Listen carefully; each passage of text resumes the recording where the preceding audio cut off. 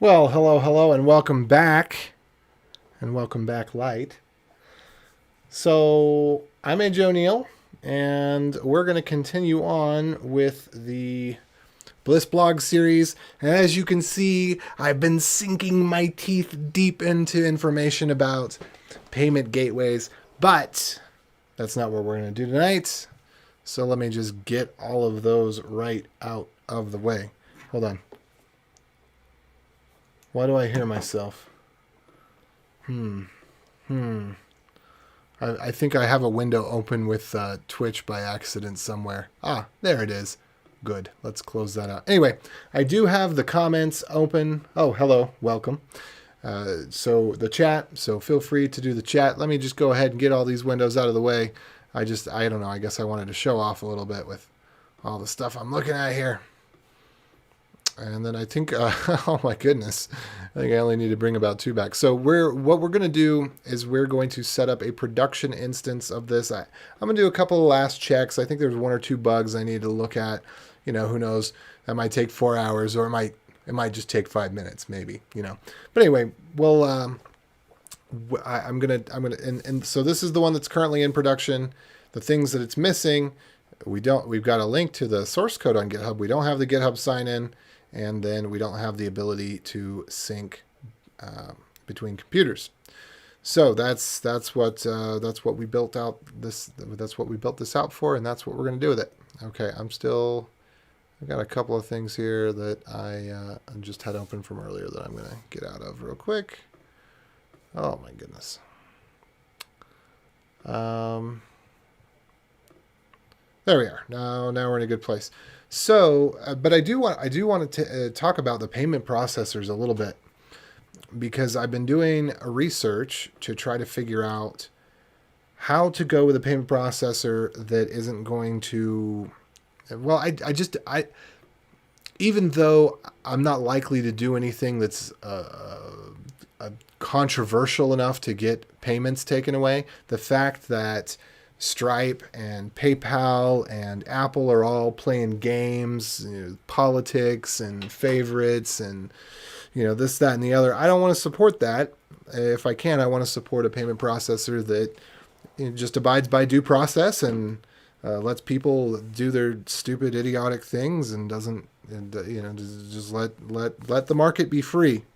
Capitalism is a free market. If you restrict the market, other than things that need to be done by law, because they are basically, my philosophy on it is the purpose of government is to prevent another government from forming. It is to protect the freedoms of the people. So that's what I'm all about in general, and I want to support companies that are about that too. That said, this is not about politics. This is about code. It's just that sometimes we code things because we want to solve problems that are real to us. Or appear real to us. Anyway, so we'll go and I need to do a git status here just to kind of see. Let me do a git log. Where were things at? I think there was a bug. Oh yeah, we got a bug that's actually an important bug that has to get fixed before we go to production. I think everything else can wait. I don't know what to do with the item count, but I've got one now. I think I did that live. So now when let's see if I load this and I change it, now we get the sync indicator saying, hey, something's different. All right, and then that's coming up, good. And then if I click on sync, then we should see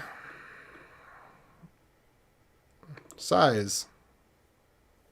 So did that, yeah, that went away. All right, cool. Yeah, so now we see size. So, and we see account as well. Although these are coming back as strings rather than numbers. Okay, so that's something I need to fix real quick. Need to make that to be numbers, not strings. I'm not sure why that would be happening, but who knows? But it seems that we could do parse int right here. Sorry, I just switched really quickly into the other file, and it happened to be, this was the last thing I edited, so it happened to be right here. But we're going to parse that as an int. And then I see we got people joining in. Hello, I'm AJ. I see we got some people on Twitch, some people on YouTube. Feel free to drop a chat, say hello, tell me where you are from, who you are, what your interest is in the channel, and feel free to bug me with a little side conversation or questions. I enjoy it. All right, so I guess because it's coming from the database as a, I mean, it knows that it's probably just part of the way the protocol works with the driver, or maybe it's got to be part of Connects, because count, it knows that count is a number. It knows that sum is a number. I don't know why it would. I don't know what beef it's got there. But that's okay. I'll just turn that into an integer, and I'll figure out different way to solve it later. And I should do or 0 here. I guess I could do or 0 after rather than inside. That would be appropriate too. But just to be safe, if for some reason, I don't know how that could fail, but it's a program, you know, computer does what you tell it to do. And sometimes that's not what you think you told it to do. Oh, great. And it looks like it's already been, I guess, 5 minutes. Unexpected token. How long have you been streaming today? That's a good question. I just started back up again. So however it was last time. And now I'm back onto the personal project. By the way, friends, Papa Top, didn't say that right. Papa Top, because this episode is brought to you by, but not actually brought to you by, our good friend Mountain Dew. Listen. That's the sound of concentration and focus. Oh,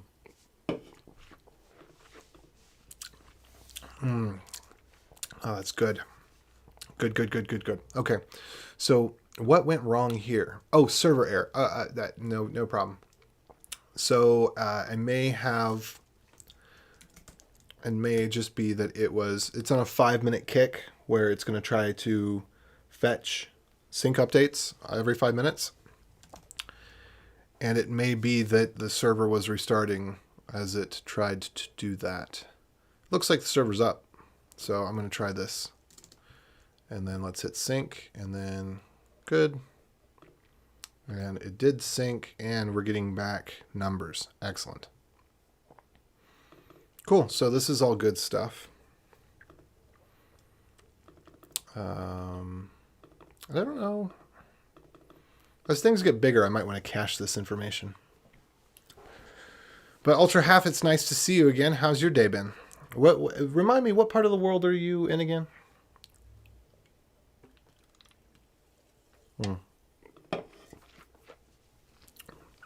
Okay, so the bit that we need to fix here, which I think I know when I broke it, actually. I think I broke this. I think it was working. And I'd moved some stuff around. Actually, I don't know if I had a dream about this or if it was right before I went to sleep. I had some thoughts about how to handle this in particular. Okay, because this is setting that.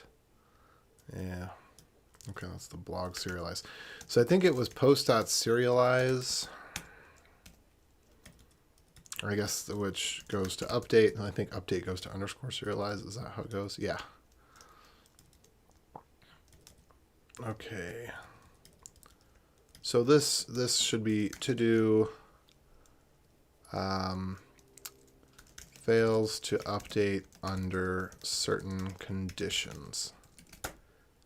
And this is the territory where people use something in the vein of Vue or React to deal with these sorts of problems of dirty checking and all that, which right now I'm doing manually, and I could probably find a better solution for, but I just want to get this thing live.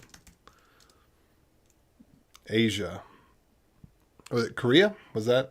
Were you the one from Korea? I don't want to. If you're not comfortable saying more than just Asia, that's fine. But Asia is Seems more than half the world. India, China,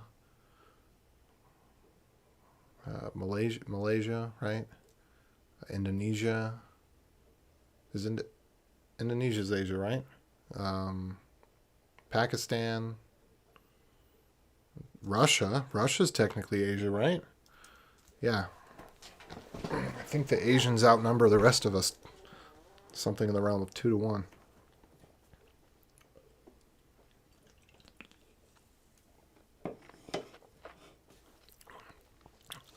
Yeah. When you say Asian, nobody thinks Indian, but that's because they're not thinking. People think, when people hear Asian, they think Chinese, Japanese, Korean, maybe Vietnamese if they're thinking hard, but no one ever considers India. They just, they think India is its own thing, which it is, but it's also Asian. So tell me something interesting or cool.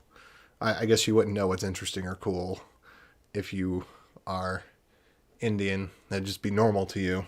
I've been to India once, by the way. I went to a couple of different places. I was in Hyderabad. I'm probably not pronouncing that correctly, but I was there for a day or two. I was in a couple of other places. It was a weird situation. Okay, so I need to find this update, serialize. But I met, believe it or not, this is the crazy thing. I met with the health minister over all of India. That's actually, there's probably even a little YouTube video not showing me there, but hold on just 1 second. Let's see.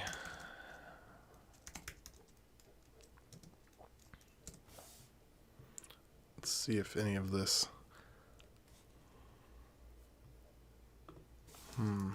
Just 1 second while I do a little search. Let me make sure I'm open up Brave doing my. I need the power of Google right now. DuckDuckGo just won't do.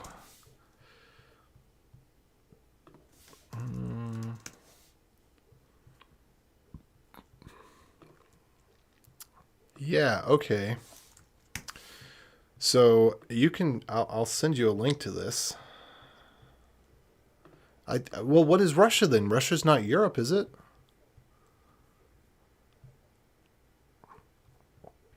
Okay, so I think, yeah, I am removed from this because I asked to be removed from this because of reasons that I won't go into. But take a look at this.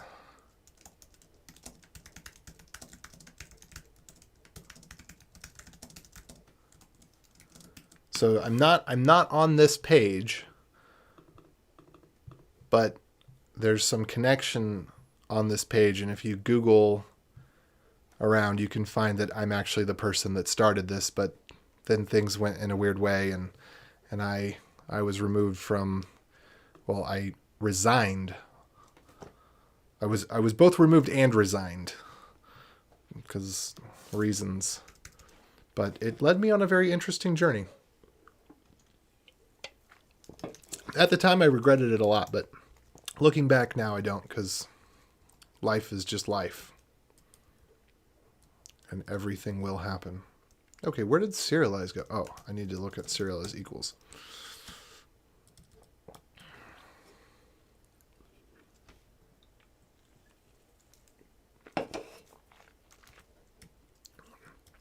Okay, I moved input description up here.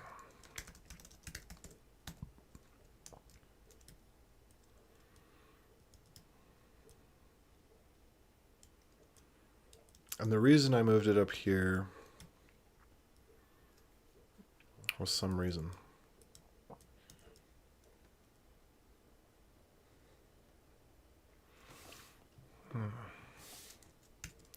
Is Russia part of Asia?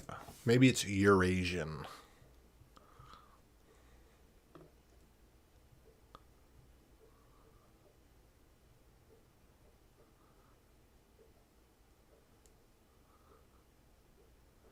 Hmm.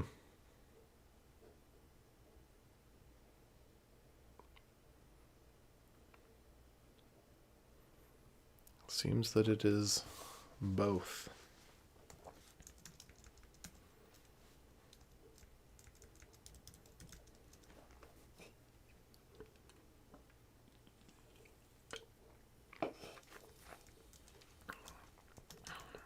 Okay. So help me here if you see what I'm not seeing. What's happening is the description is disappearing. And it's either because I'm getting rid of it right here or right here. This I want to get rid of. I think maybe I should just get rid of this now.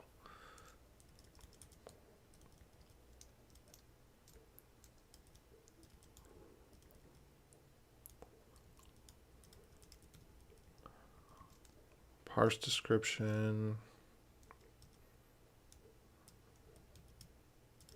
Input description. Yeah.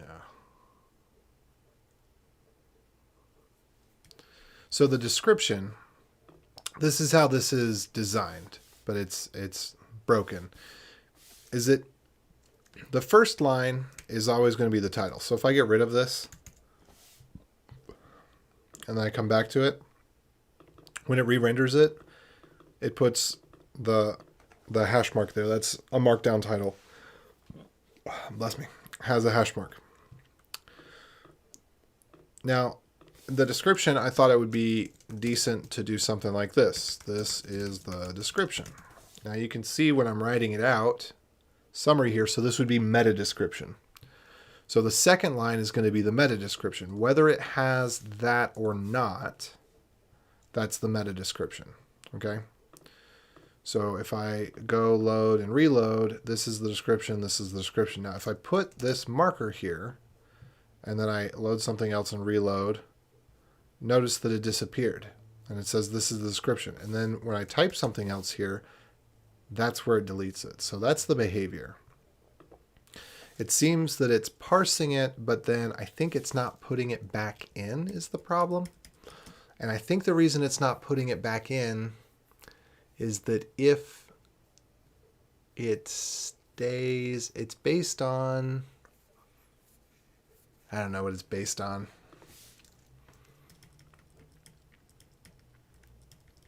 If the line starts with this, and put the description there, else if the line doesn't start with that, then we try to read in from the description. But there's all that, what is this dirty description stuff? Is that referenced anywhere else? I'm going to look for it anywhere else. Dirty desk. Nope, it's just there. Okay.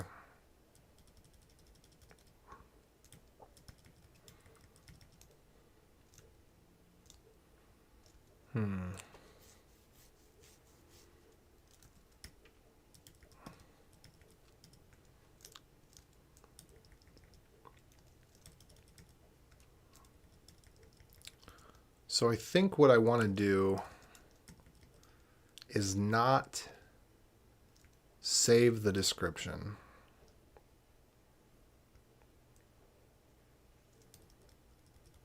If it doesn't have this thing.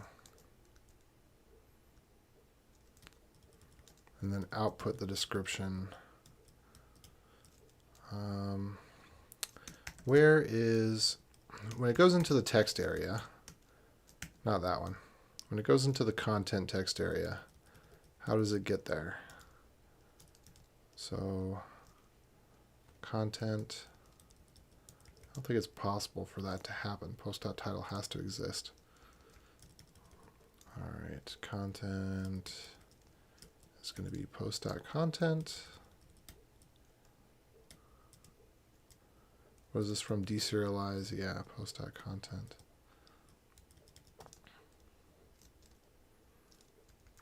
Okay, I think what needs to happen here is...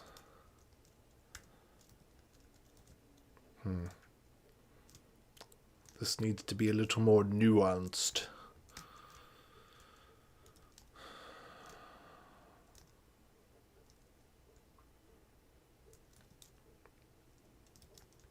So we need to have that, and then we need to have that plus equals content.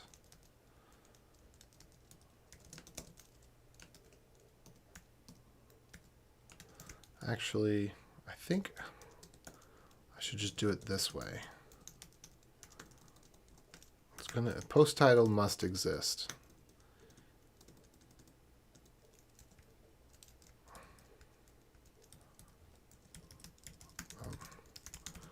Or we could do this. I don't think this is possible anymore, but we'll just go with it anyway. Okay, so there's going to be the title and then new line and then a second new line. Okay. So let description equal post.description or post.content dot split. Well, to do.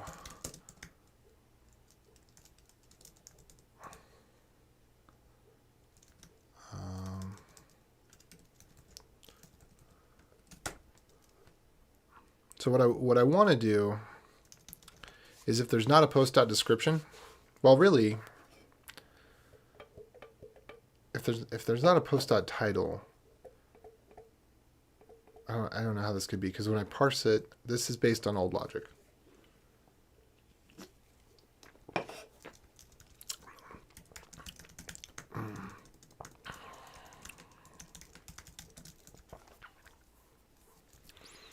The only way... Oh, wait. No, there is a place where this could happen.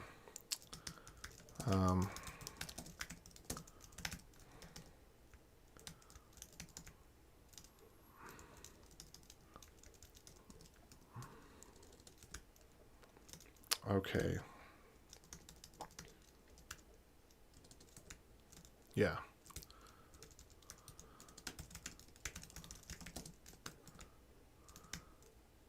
Okay, we'll do that. We'll just make sure that it's got something there.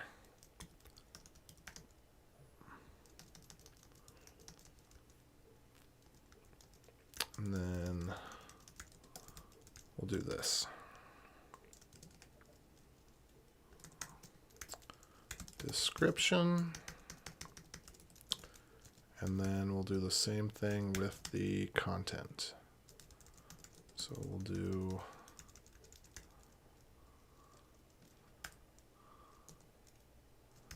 content.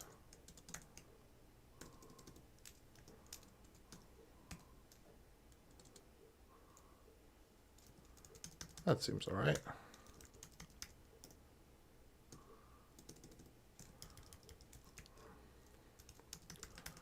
So we'll just trim this for good measure.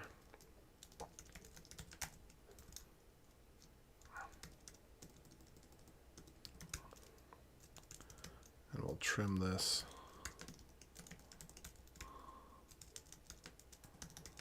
for good measure.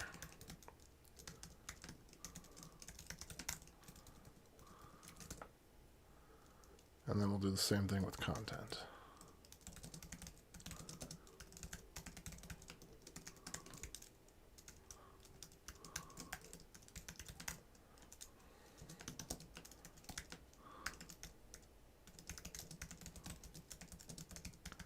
There we go. Win, win, win.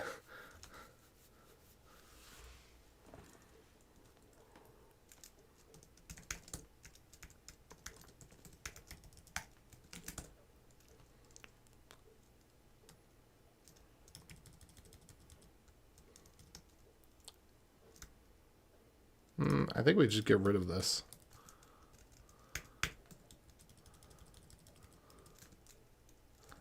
So this is deserialize. Yeah.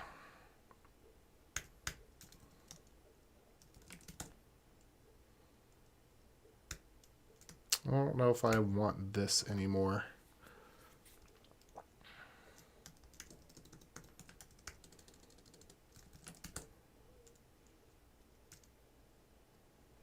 Okay. I think that's good. Now maybe if I refresh this, we'll see what happens. Oops, there was an error. How could there be an error? Oh, because the server was restarting again.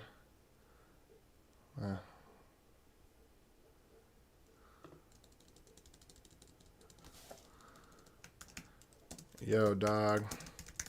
Is the desk. Boom. Oh, there we go. Starting to look a lot better.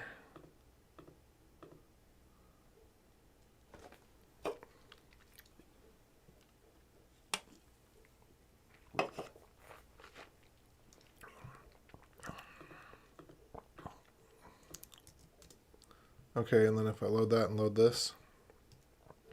Yeah, that's great. So what if I just walk away from this and walk back? Untitled. Cool. The only problem being title doesn't show up there.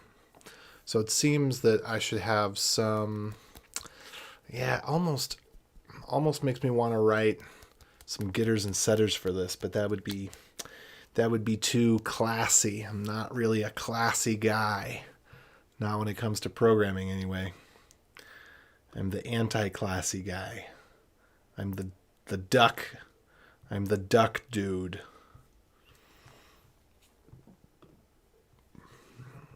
Okay. Well, that's yada yada yada.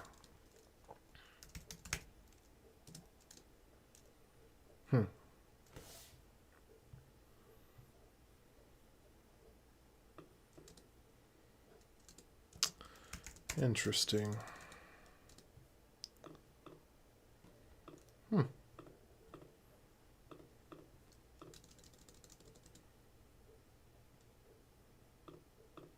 Yeah, that works. What do you think? Is this good behavior? Make sure that you have a meta description. And some fascinating content. And if I get rid of the meta description and I come back to it, well, there it is. Oh, fascinating content goes here. That's not what was expected. I guess that's okay. Except in the case where I get rid of the yeah, I should make sure. So here's what we're going to have to do. If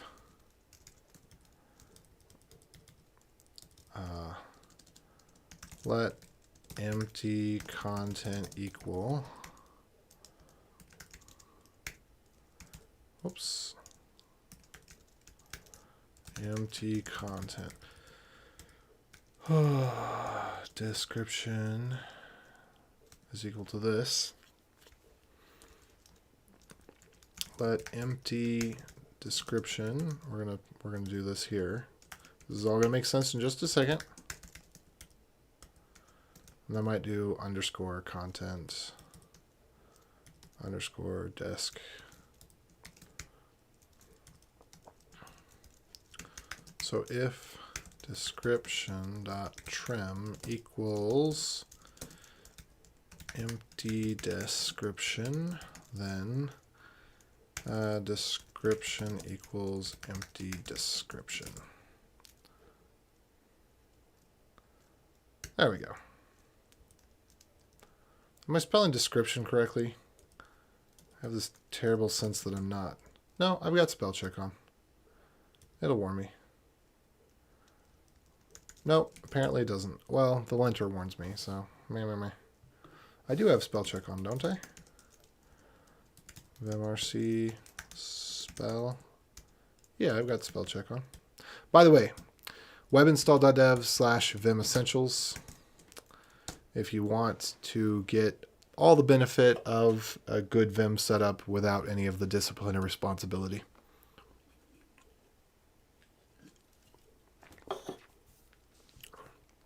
It's basically the stuff that everybody gets, you know. Anyway, okay, fascinating tile goes here. How is this? How is this? Fascinating content goes here. Oh, whoops. Empty content. That's what I meant to do. There we go. Why didn't you catch that for me? Huh? Huh? Huh? What's the point of you sitting there watching if you can't contribute? I'm going to turn this thing off. There we go. That's good. So let's see what happens if I just get rid of that. I load here, it comes back. Sweet. So I think that's pretty good, actually. I think that's markedly good behavior. And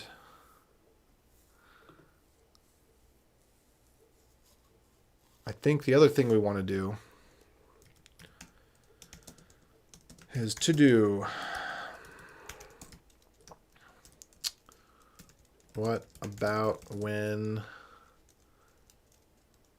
description matches content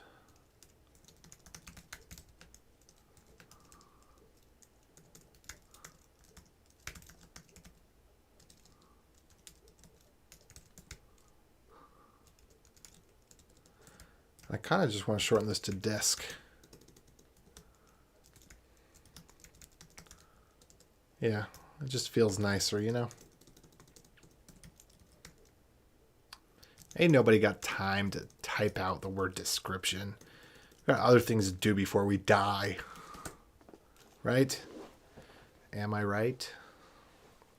See, okay, so in comments, that's where it's doing the spell checking.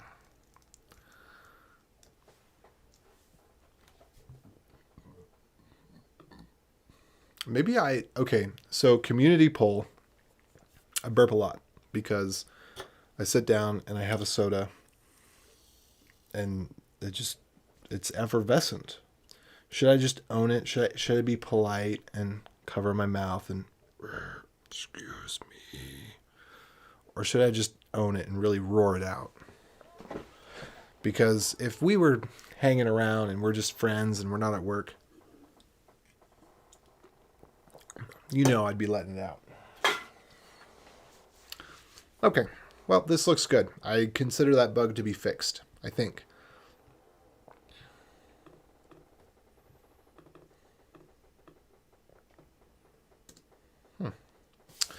One other thing that I'd like to do is if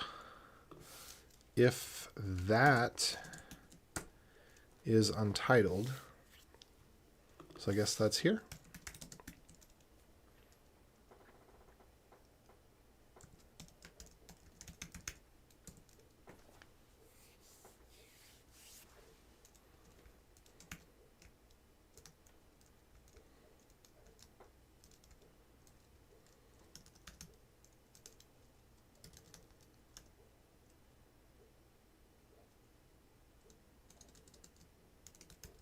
Oh, okay, I know what that is. Never mind.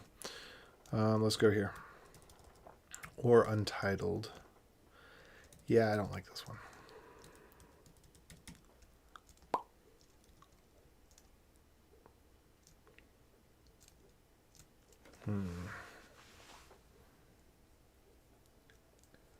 Needs update. Oh, gosh.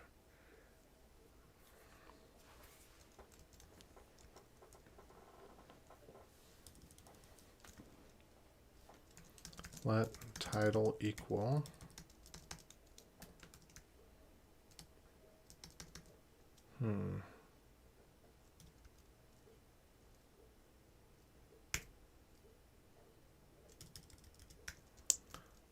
All right, here's what we're going to do. If not title or untitled is equal to title, then we're going to say title is equal to this, and then we do the title.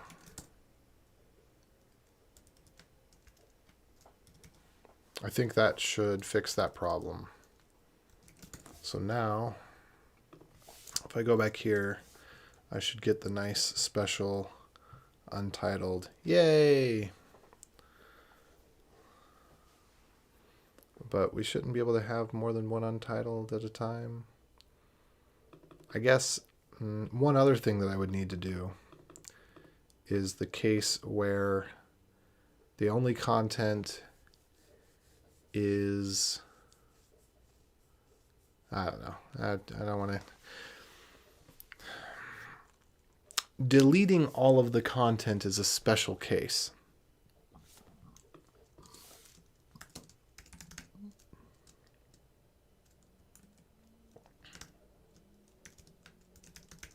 Because I don't actually want to delete the article right then.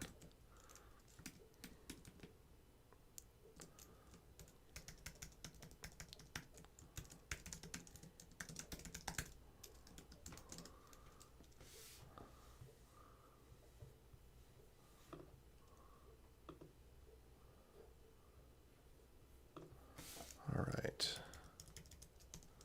Fascinating. Fascinating. Markdown.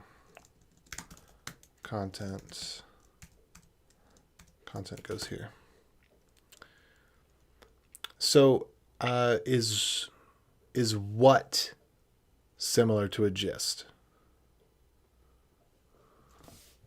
What I'm building?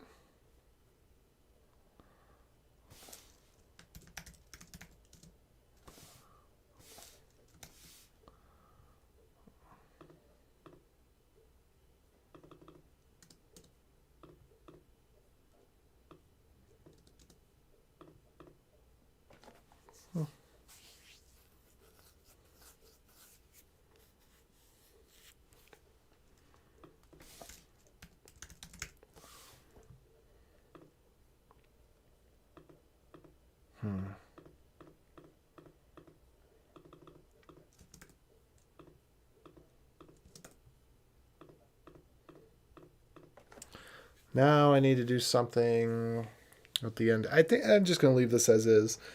But I do want to do something to check and warn the user if this or this, if any of these things appear to be the default values. But I'll get into that later. I need to do some refactoring before I get there. I'm not ready for that. Yeah, so if you go to bliss.js.org, Bliss, blog as easy as gist. That's so let me see if I can find one that's actually a good draft that's nearly ready to publish. No cheat sheet. That's probably not nearly at all ready to publish. Yeah, so this is actually designed to work with different blogs. So if you've used any blog system, none of them have a front end, aside from WordPress, for example. And so the goal with this is that you can put in a repository for a blog. Actually, the best way to go about this is to go explore the Bliss template, because in 30 seconds you could have a blog up and running where this is your front end. So you can actually use this with GitHub Pages so that you create something here and then you click create on GitHub and then you click the commit button and then boom, your new post is going to be up on GitHub Pages. And so I've designed it to work with GitHub Pages as well as to work with what I use for my blog, which is I use Git. So this blog right here is on Git. So I say this is a Hugo blog and it's on Git. If this is where I'm going to publish it, then it does all the front matter accordingly. And I think, let's see, did I add Zola? Yeah, I got Zola as well. So it has the TOML front matter if you want the TOML front matter for Zola. Or You can have the Hugo front matter, or the Desi front matter, or you can have a good old what I call the bash blog.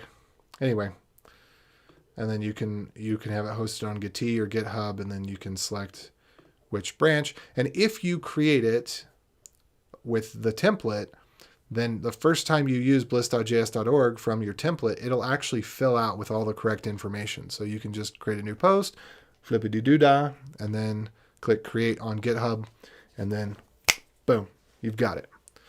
And then this also will work for me as a replacement for the Notes app.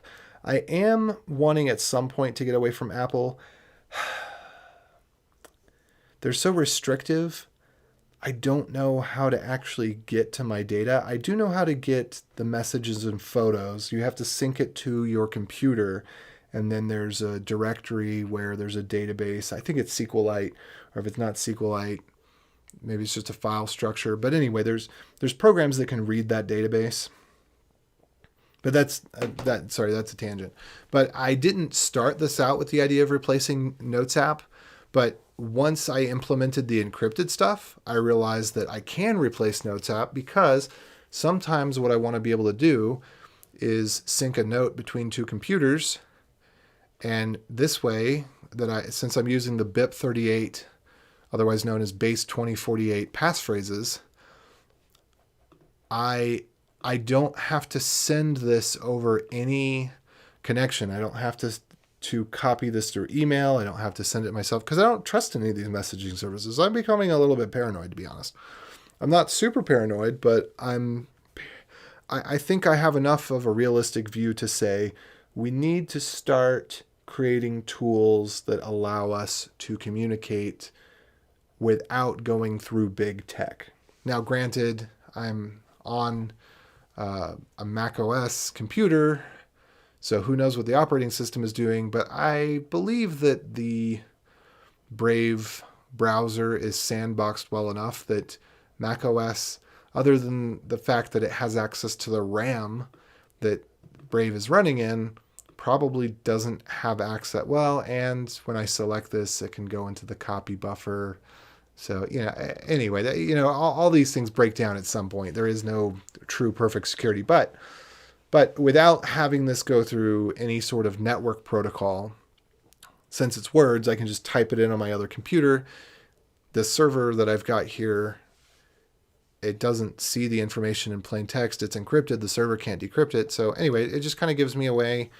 Now, if I wanted to put other secrets in a note to myself, I need to implement some sort of feature to hide. Well, I guess I don't even need to hide it. I guess I could require a PIN or something in order to load certain drafts. But yeah, I could have the ability for this to be notes and to be able to keep secrets in it, such as maybe API keys or something. And it's literally not accessible online. It would only be accessible on the computers that I have access to, and yet I could have access to it anywhere, because the encrypted version is stored on the server that I am running, but even my server doesn't have. Anyway, so kind of talking in circles here. I'll just move back onto the code. But this is, I think this is a worthwhile endeavor, and it's becoming more worthwhile as I've been working on it more. And it's going to be a good first. I'm also, there's other services similar to this, but they charge $5 or $10 a month to do this. And I'm trying to remember the names of them, because I should go, I guess, hit up some of their Reddits or communities or something, and let people know, hey, here's an alternative. But I want this to cost $5 or $10 a year. But one of the things I've learned from other smart companies is you want to put your usage limits really low. The freemium model is not a good model, because what ends up happening is you have a bunch of freeloader crappy users that are high touch in terms of support, which means that you have to give crappy support. and they're really bad in terms of quality of user and content. And so then you have to mitigate the risk of those low quality people. And then the high quality people are paying 10 or 100 times what they realistically would need to pay in terms of usage, because they are paying for all of the burden of the really crappy users. And so with this, I want the payment tier to be really, really low. So basically anybody that's thinking about it from a rational perspective rather than an emotional perspective would say, yeah, this is a no-brainer. To pay $5 for this for a year and be able to sync notes to myself and them be encrypted, and to be able to use this. Eventually I'll have blog hosting as well. So maybe, I don't know. I don't know exactly where it's going to go, but I know I'm going to implement payments with it just the way that it is. Have a really low usage tier for free users, really low, so that people can try it out. They can see that it works. They can feel confident with it. But then the only users that I'll have will be users that are willing to pay the minimum amount. So everybody that thinks it's useful at all has to pay very little. So the paid user tier goes way down, but the spam user and bad actor user virtually disappears. So anyway, that's the idea behind it. And with that all said, I fixed the problems that were the most problematic, I think.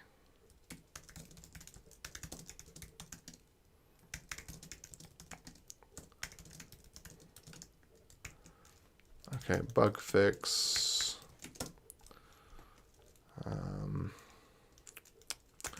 Don't eat description.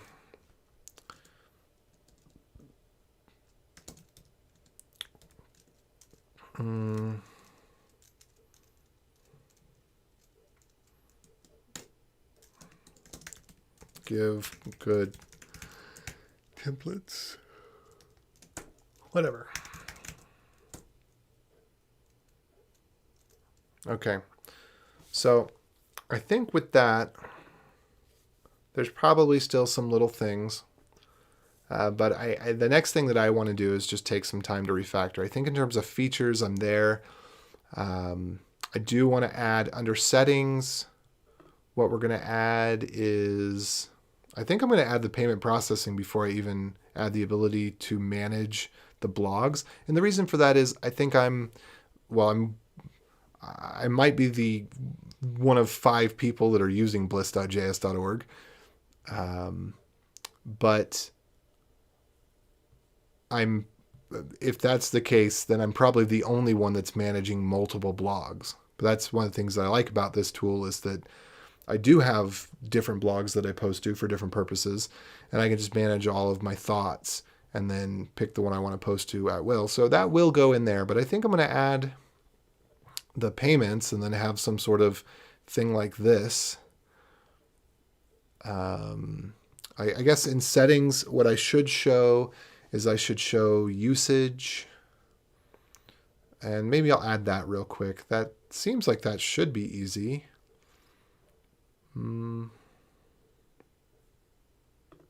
Yeah, I am going to add that real quick. So let me go to the settings page where you have passphrase, and then can I just do section and then have, what does this need to have? Can I do just H2 usage?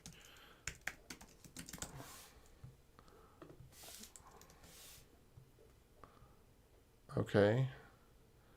But I want it to look nice like this.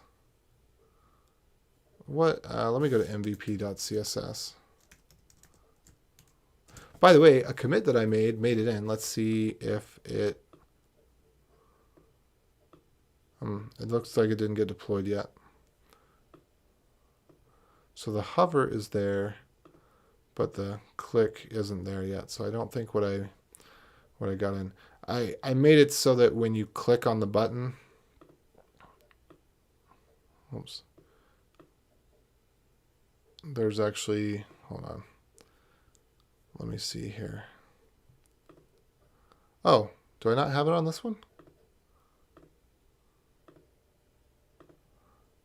Huh. Weird. I could have sworn that I had that. Let me check on this one. Do I have it on this one? I made it so when you click on a button, the focus color causes it to change. Or maybe I just made the hover color change. I thought I made it actually, I don't know. Anyway, I did something. It got merged in. Oh, dark mode. Oh no. Yeah, dark mode generally doesn't look good. This one's not as bad as most, but I don't like dark modes.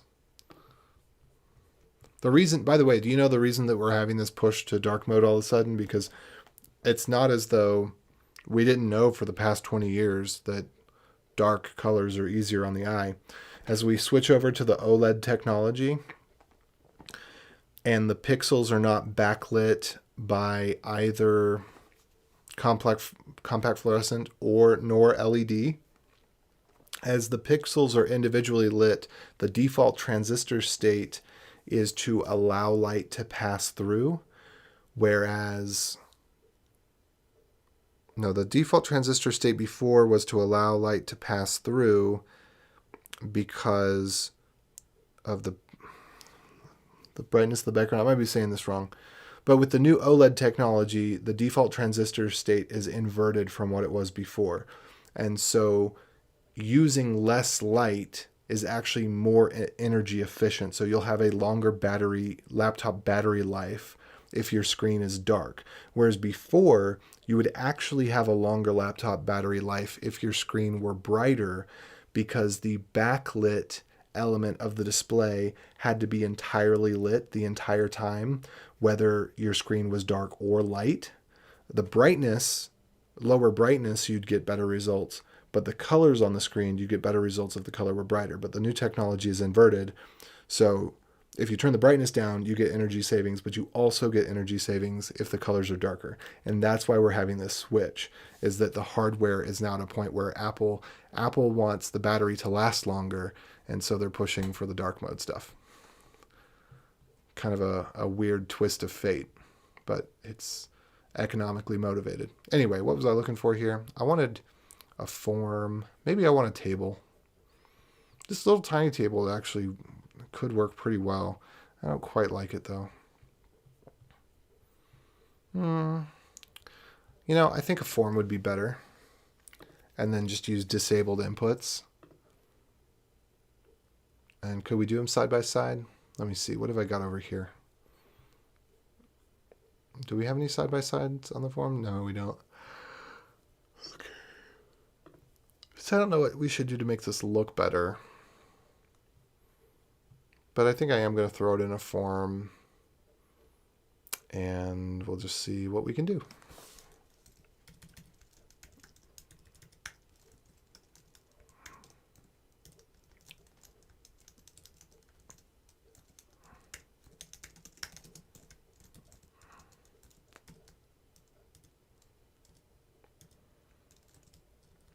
And then I'll just go ahead and throw a couple things in there. So we'll do a label. I don't know if this is actually going to need a label. So this is going to be a type equals. We're just going to make them all text. We're going to make them disabled. And this will be documents.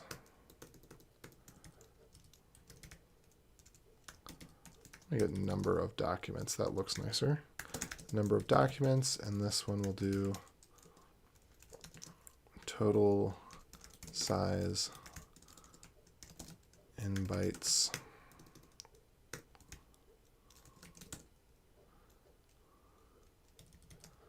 And then this one I'm going to comment out for now because I'm not going to have a good way to go about it, but we're going to have number of syncs.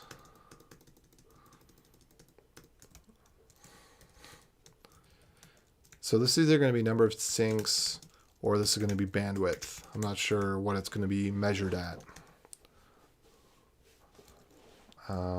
And then we're also going to have, document limit in bytes. And then this one is going to be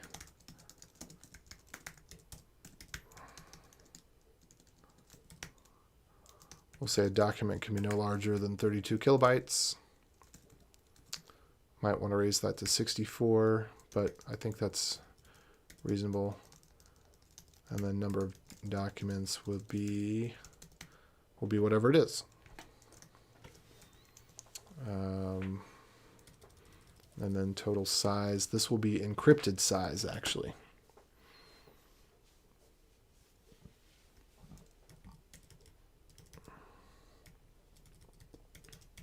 Cool. By the way, so I know we've got some people watching on YouTube. If you so care to do so, I would actually appreciate if you watched on Twitch. I'm twitch.tv/CoolAJ6. The reason for that being is that I'm suckered into the gamification, and I want to actually get to an average number of viewers on Twitch to be more than 3, so that I can unlock the next level. I know that's petty and stupid. I don't know if petty is really the right word, but I know that's kind of a dumb thing. But if you feel so inclined, if you're also a little bit of a Twitcher, that would be cool. I just kind of want to see what happens. Okay, what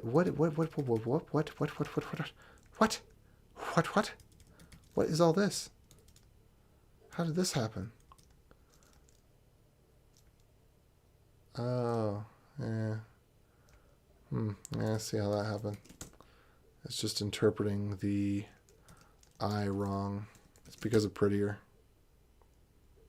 Yeah, I don't blame it. But what do you do?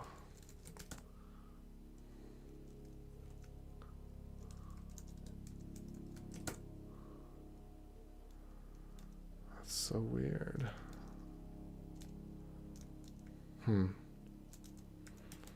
Sometimes I have to play tricks in order to get prettier to do what I want it to do. See, this is stupid. For example, it's just why are you doing this, prettier? Give me one good reason that this makes sense. Occasionally, prettier just does these things, and I think, what are you doing? But it's what prettier decides to do, and I can only bicker with it so much. Okay, well, yeah, so it is. Okay, so we've got this stuff here, and I need to put some JS whatevers on it. So maybe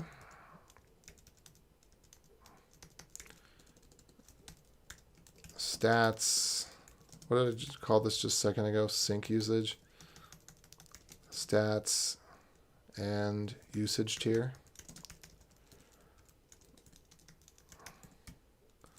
And then I'll just put a nice little button here that says upgrade coming soon.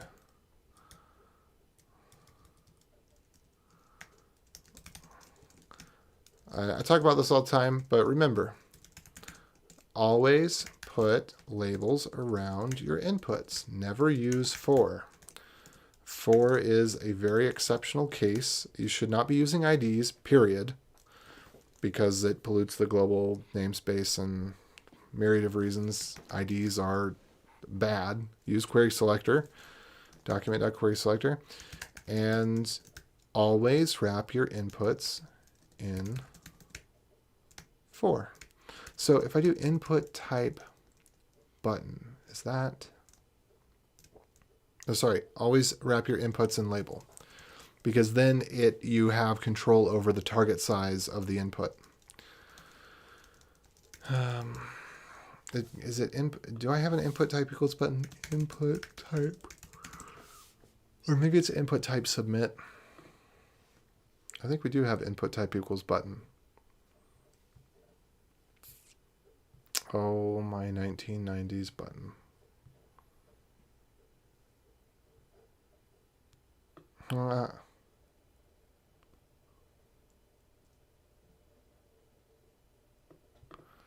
yeah, all right. So, and although it's not the traditional way of going about it,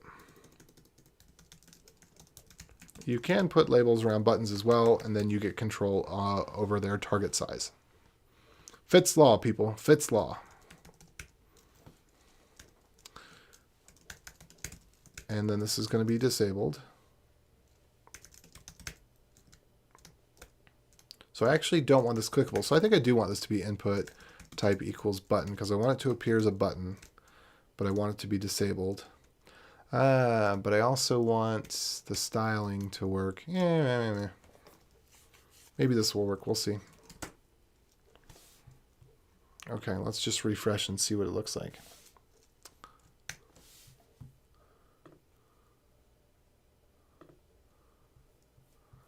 Okay.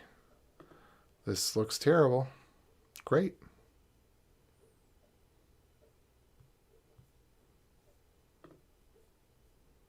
What do I do to fix that? I'm gonna need some CSS help.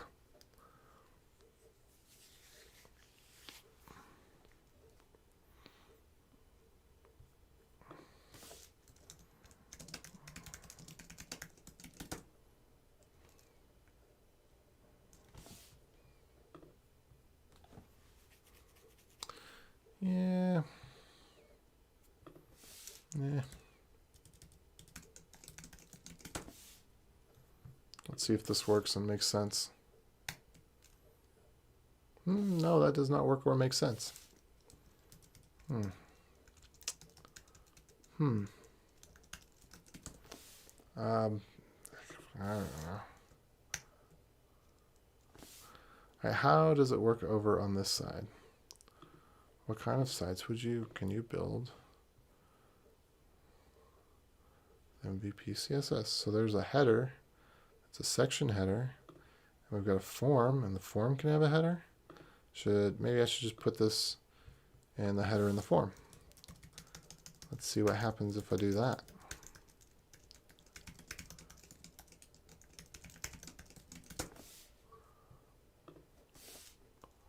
Maybe it'll work perfectly. Yeah, it's kind of way too much with the white space, but that's just how things are these days, I guess.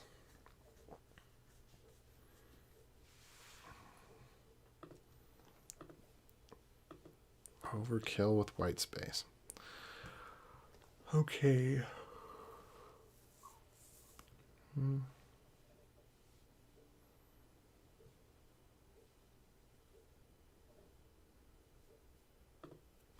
Yeah, I'm going to take that passphrase one. And we're just going to move this section up.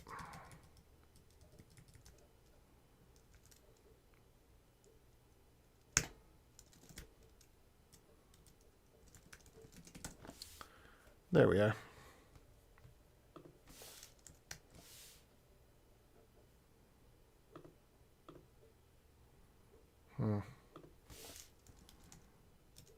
Seems that between these two sections, it needs a break. Why not? There we are. Looks good.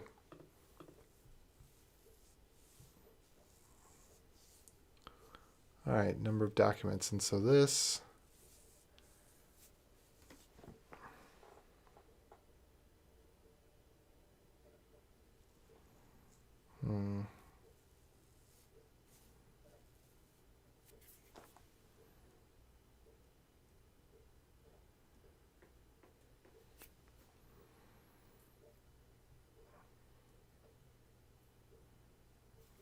per document.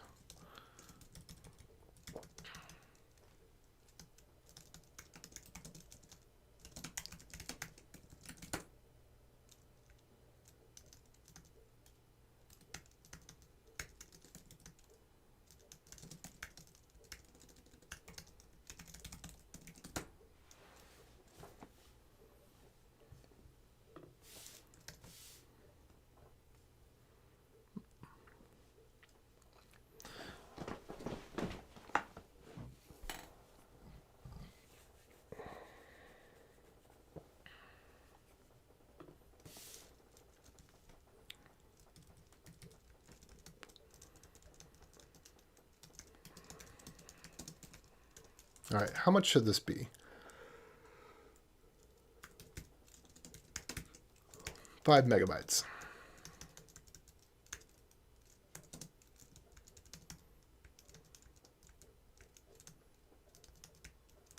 I don't know. I guess I should find out how much I'm using in my real one.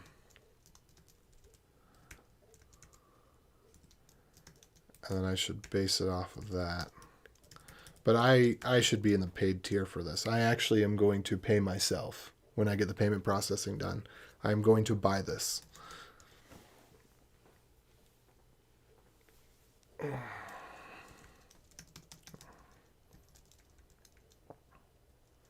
Number of documents. 0 of 50. Let's see.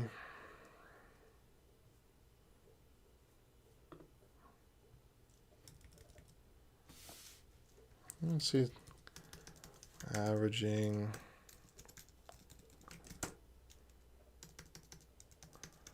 Yeah, just use KB. No. Kibbies. Gotta give them the kibbies. Keep it real.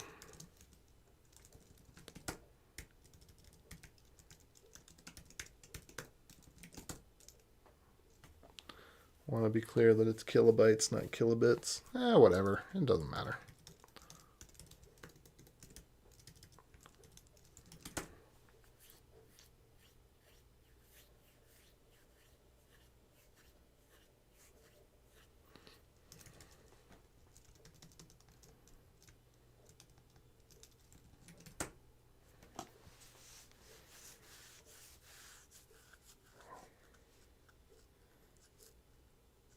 So I think the settings should only open up when they're logged in.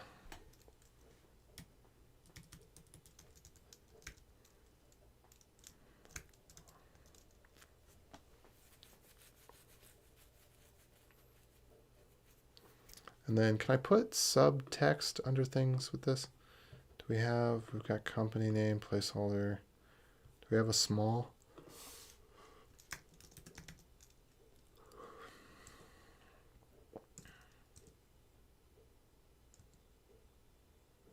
Can I have a footer in a form? Let's see what that would look like. Let's just test this out real quick. Inspect. Let's go to form, edit as HTML. Go down and let's add a footer. And let's make some small text.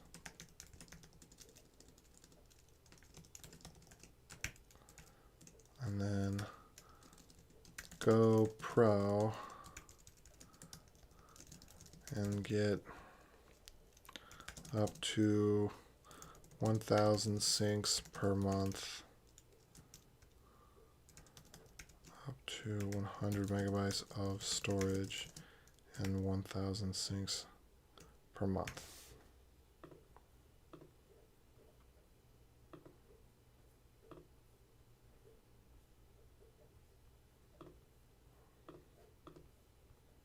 Yeah, that looks good. What happens if we take it out of the footer? What if we just move the small into somewhere? Can we do that? Nah. Looks all right. I think I'll do it. Oops.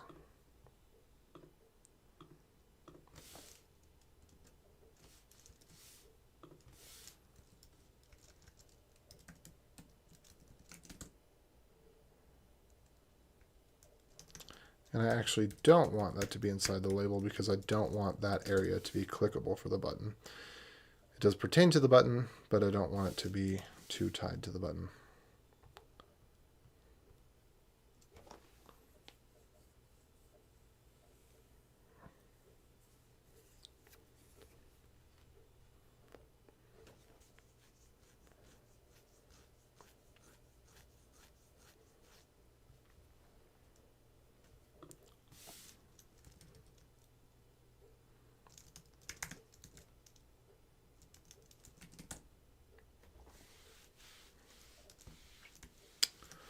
And I could just put unlimited.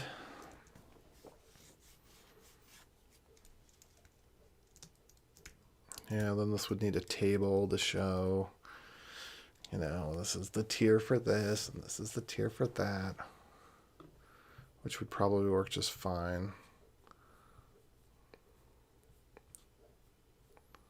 Yeah, because I could make this table, and then we'd have, you know, the free tier, the test tier, and then professional and business.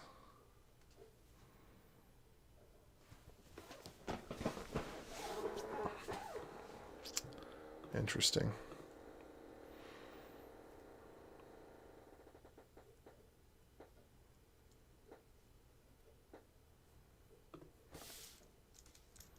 All right, so now I do have a settings right here in the app.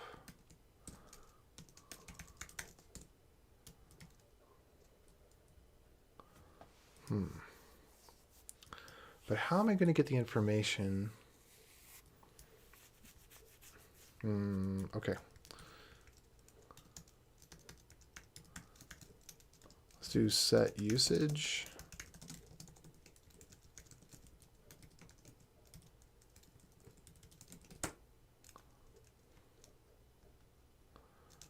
And then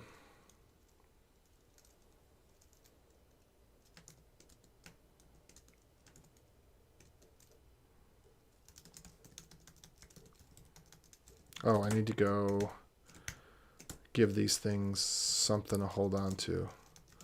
So classes, JS settings, right? Or do we already have data UI settings? JS usage. And so then within JS usage, we have, I guess, name is equal to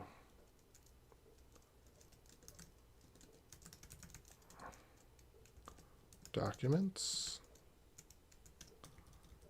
And then this one is, that one doesn't matter.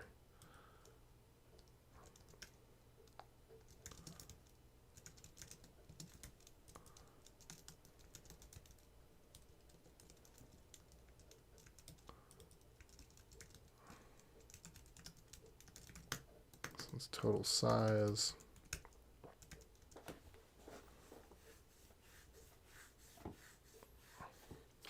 I guess this one's, we'll call this one total count.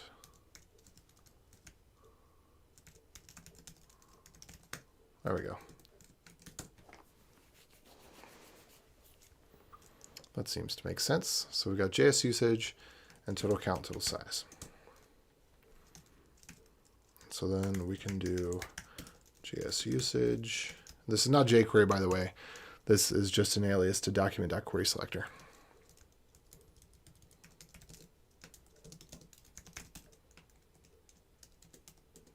It's called a jQuery. So name is equal to, what's the total size, dot value equals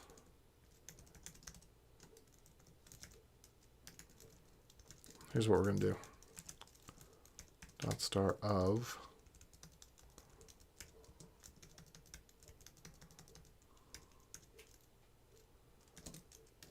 with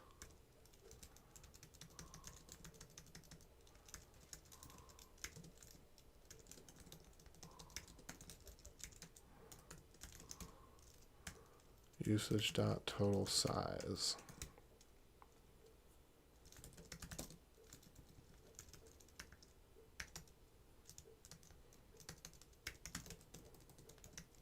And then usage dot total count.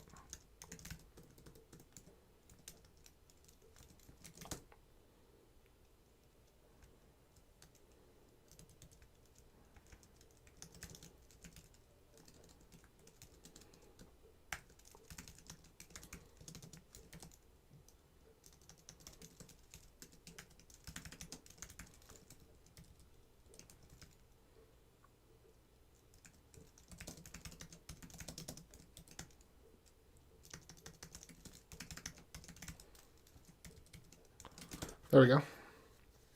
That seems reasonable enough.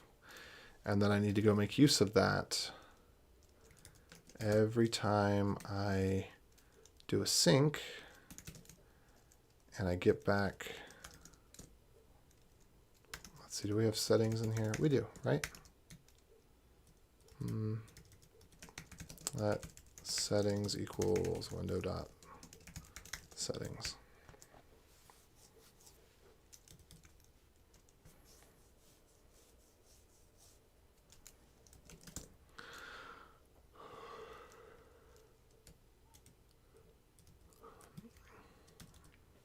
Okay. And one way that I decide where to put my dependencies, how modules should interact, is that it should be a directed graph. Modules should not circularly depend on each other. The settings module can be its own thing, but it isn't going to request updates from the sync module or package. Rather, the sync module or package is going to use the settings module or package. That's how we do this. So here, right now, when we sync up,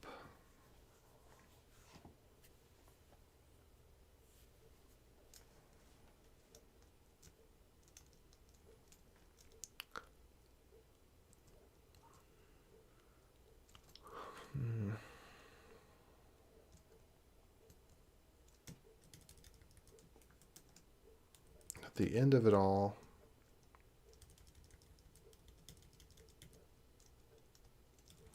okay, let's go to the sync hook.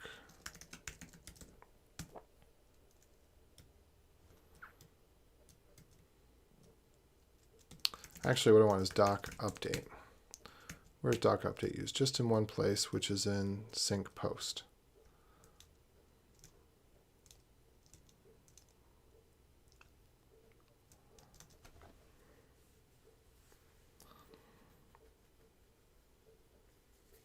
And I guess what I want to do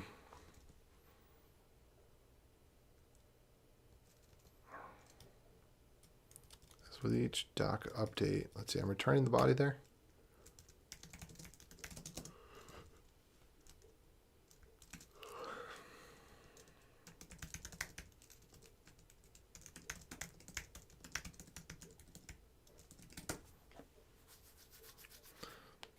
Kind of a weird place to put this,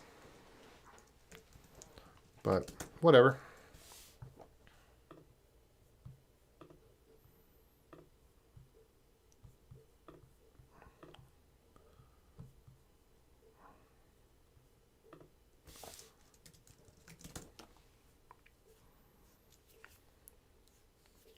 Oh, and then in settings, you know what I also need?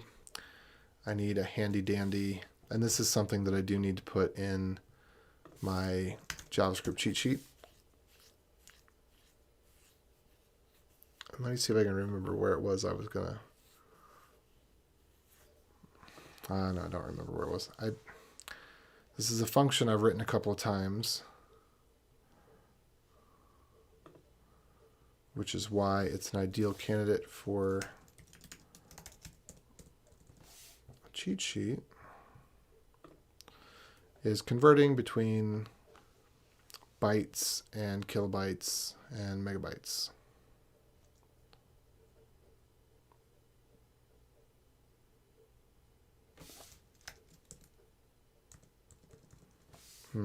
Maybe I moved this. Yeah, I'll just go at it from here. Oh. Iterate through local storage.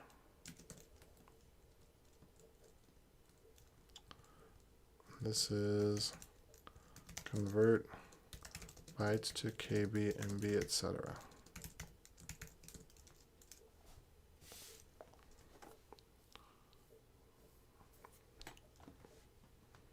So it needs to be at least 10 of something. Well, maybe not. which way do we want to play this?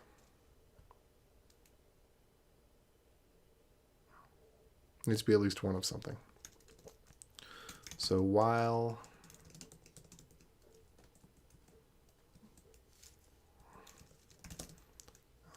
I forget what we call these. Units, maybe?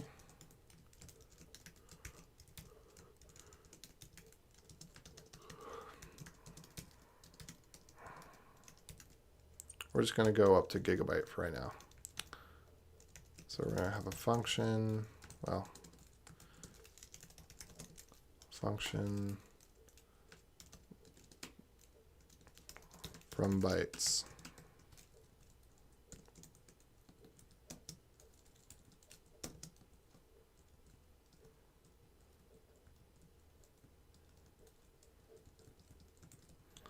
And while loops are dumb, let's just use a for.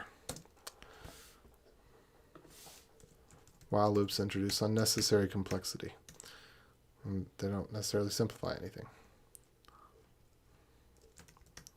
All right, so we've got a number in, which is bytes, and then we have let unit equal 0 if n greater than 1024. Actually, there's somebody had a really elegant solution. You just use log, I think it was log 2, math log 2, and you could do this.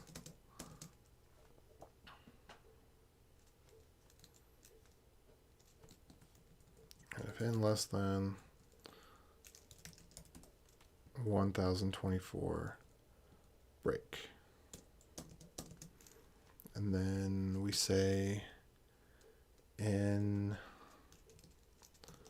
divided by equals 1024.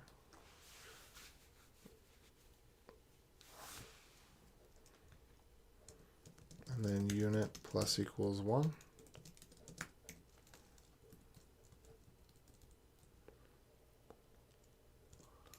And the end we return unit to fixed 2 digits.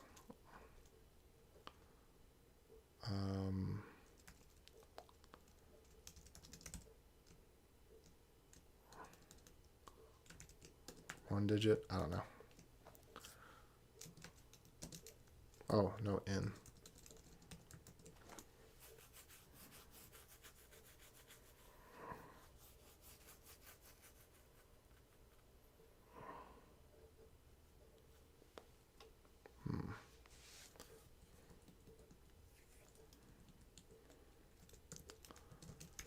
If n less than 1024.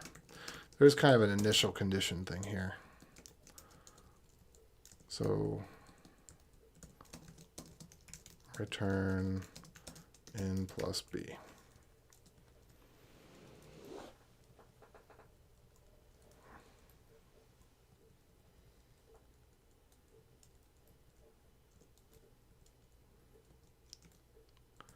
I'll just test this out real quick in the browser itself and see if this seems like a good enough function. Oops.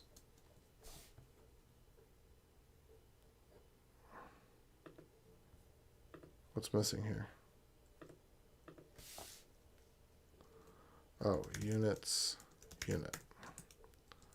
That's what we're missing.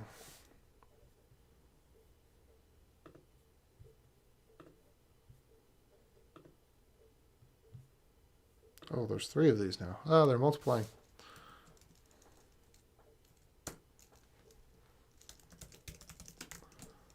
One thousand bytes, 1024. Oh, good. 1 nan. I love it when I get nan. Or non, as they say. Actually, you know what? I don't know if you're still on here, Ultra Half, but I really did like the Indian food in India. And I learned how to eat naan with 3 fingers. And I don't remember how to do it now, but it seemed really smart and simple. And just using the naan to eat the food, it made perfect sense. Okay, so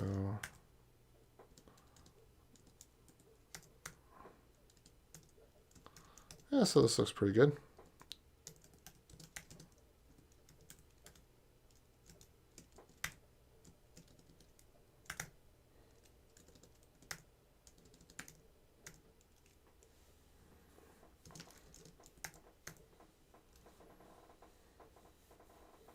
Yeah, that looks great. I like this function.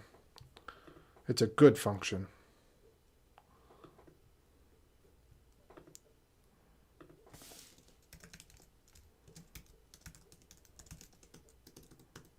That's actually not a constant.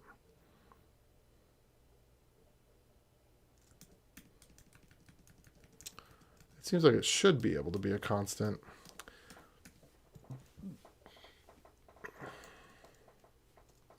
But alas, it is not. Okay, so with that in mind,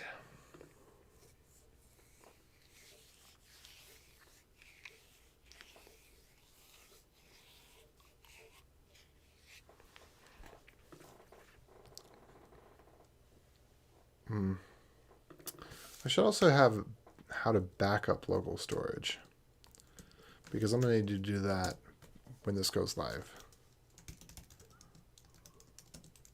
Just in case,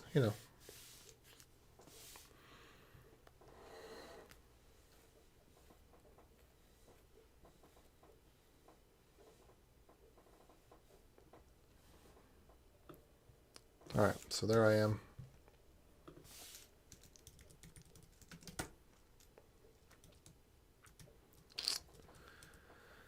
And yeah, we'll just paste this in here.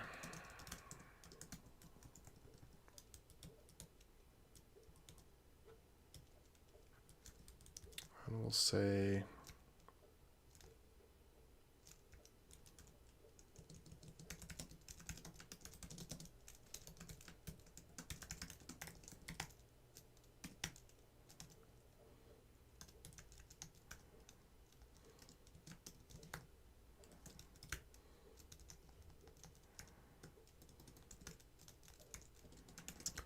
so I'm going to take total size from here, total count. Oh, whoops. There we go.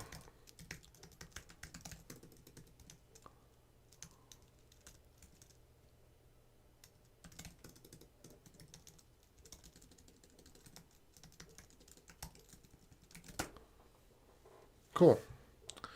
So let me see what happens if I go here and then I sign in.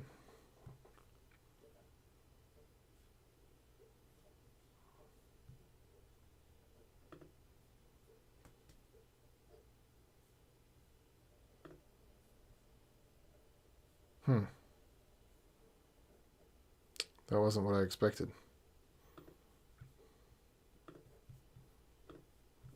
As in, I expected it to work flawlessly, and it didn't.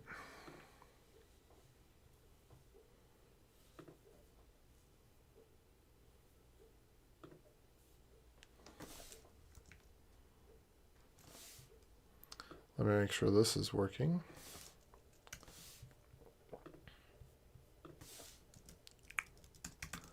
Console.log. Let's put in a debug here.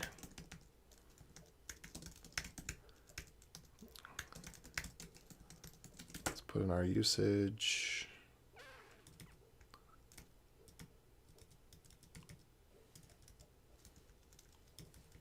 Oh.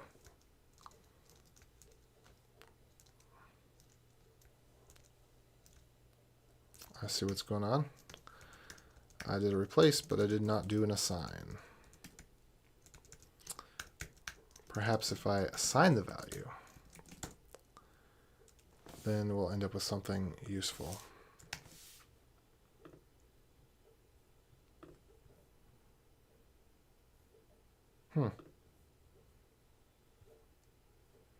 Nope. Okay, did it not sync? Because there was nothing to sync?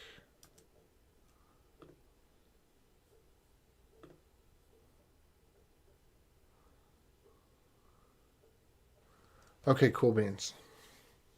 This is great. Number of documents does not need from bytes, of course.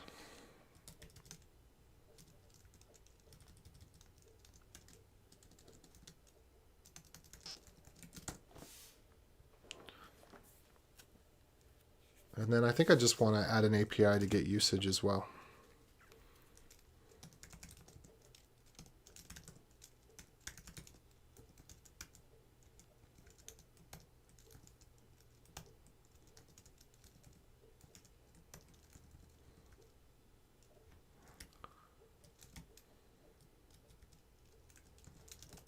Function get usage.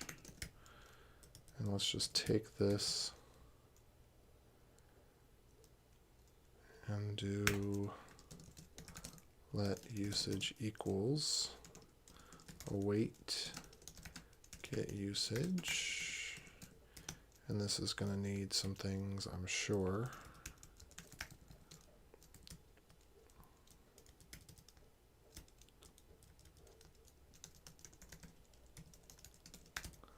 Project foreign key seems to be the only thing it needs so far.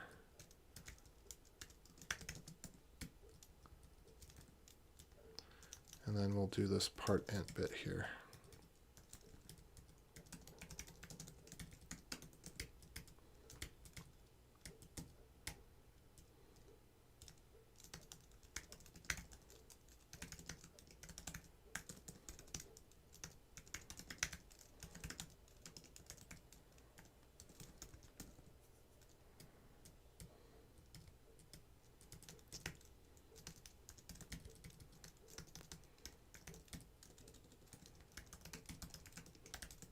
Okay, I think that's about right.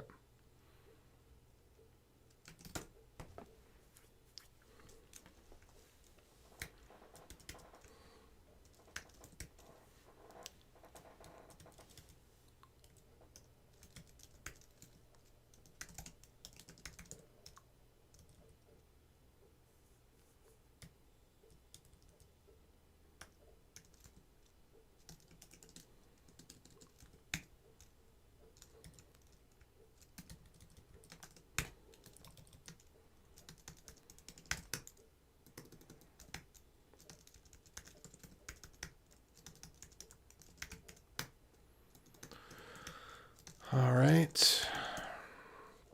Now I just need to make an endpoint. I think I might have just wanted to be user.usage.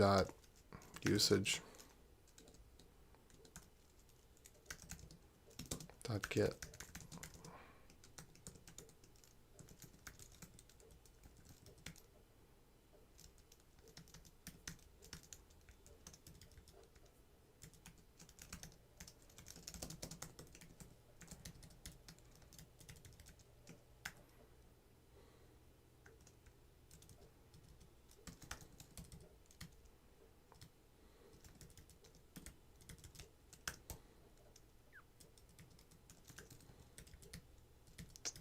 Let me go ahead and move this up out of the way.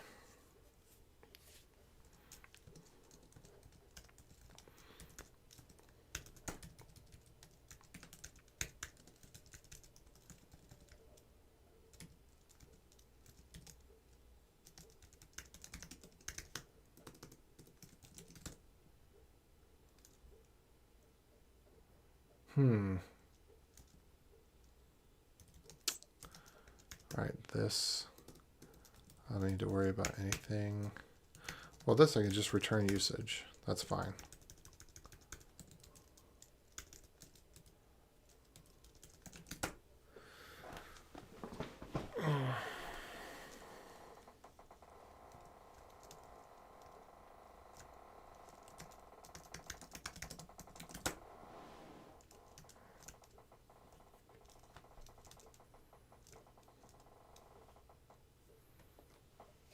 Oh, actually, maybe I don't need to wrap this in another function.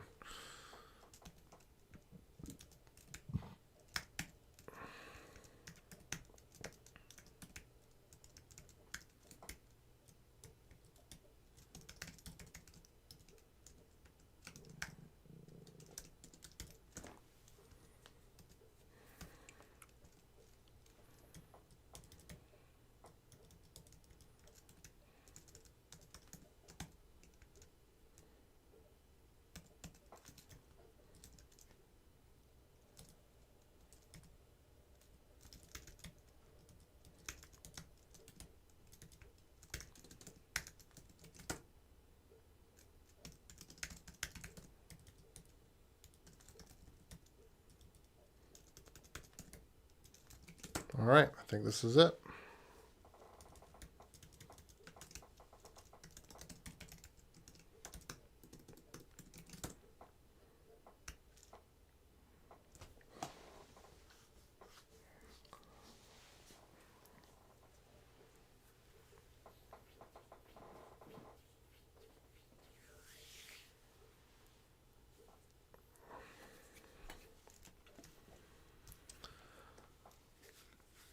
Okay, so now I've got my usage function, and I guess I need to go expose that in the API.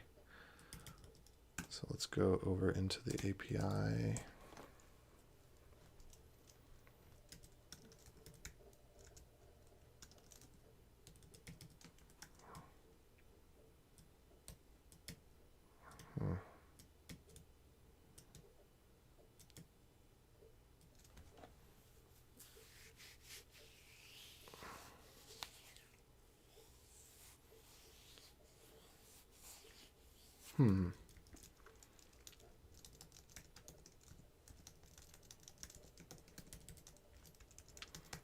I kind of want to return the usage right here.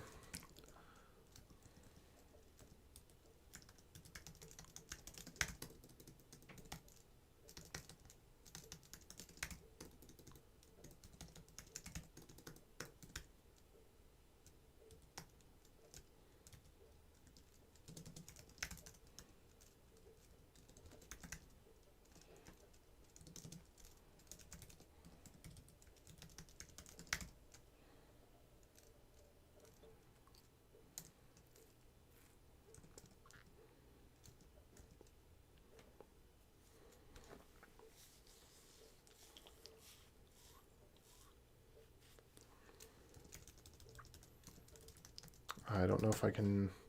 So this changes what I get back from being just an array of items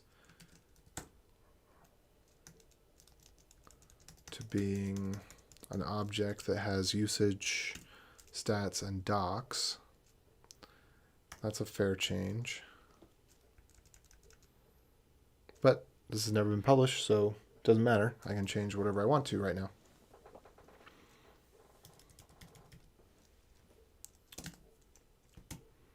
Let me go look. I think it's in sync.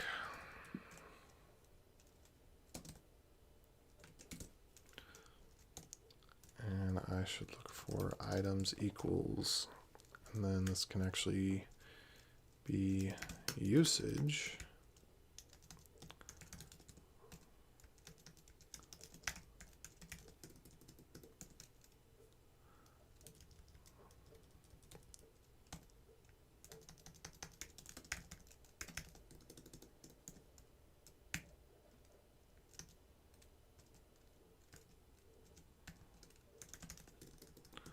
I'm going to rename this to docs.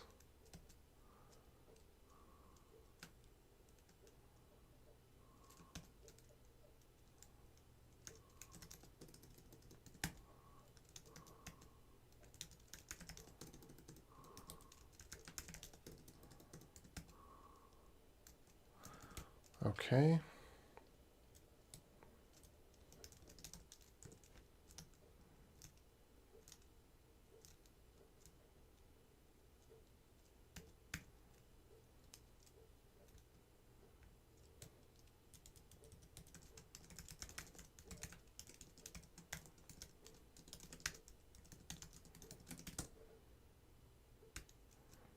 All right, let's give this a try. So I'm going to refresh.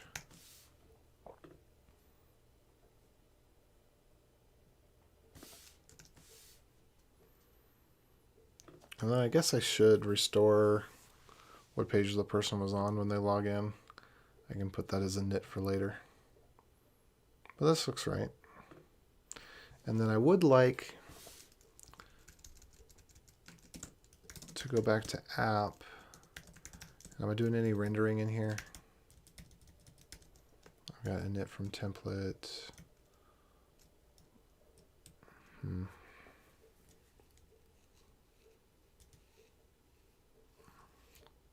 So settings is kind of its own thing.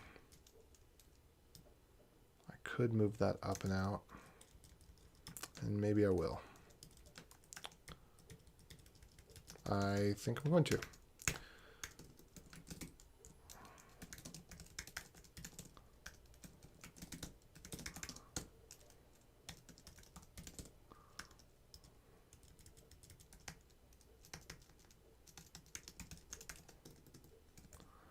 I don't think this is the right place to put the settings package ultimately, but I just want to get this working right now. Like I said, I'm going to do some refactoring later once I get this into production. And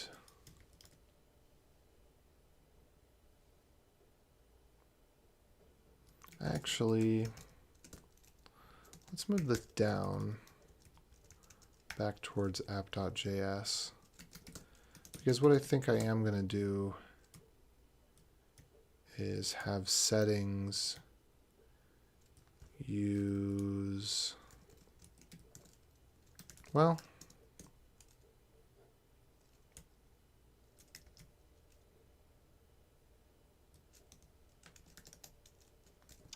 get syncable. No, that's not it.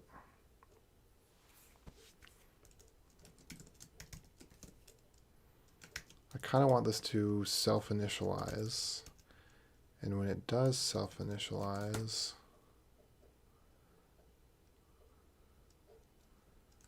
I want it to use post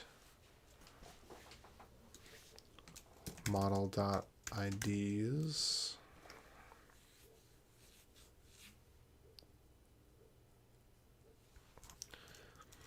And we'll create our own usage essentially. So we'll do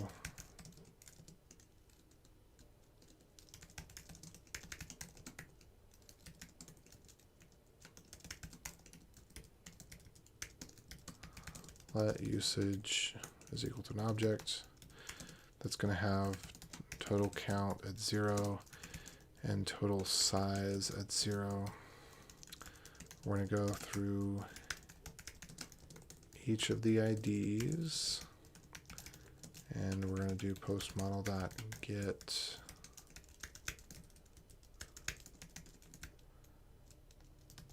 now this will do the map.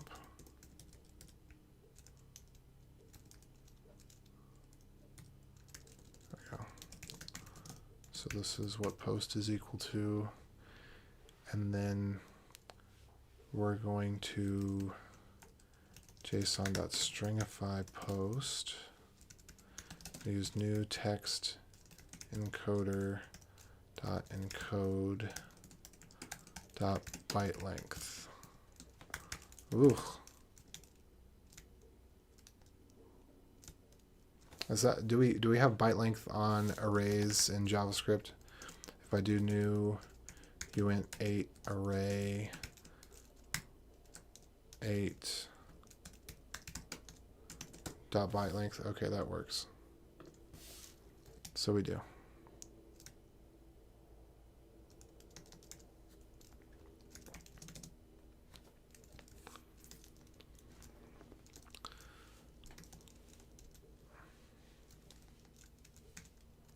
Usage dot total size plus equals size, and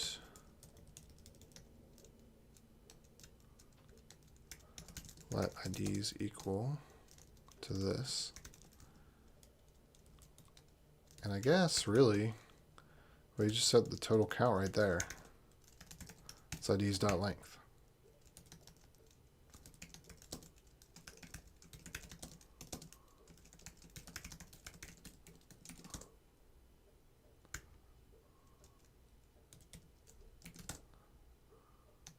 Oops.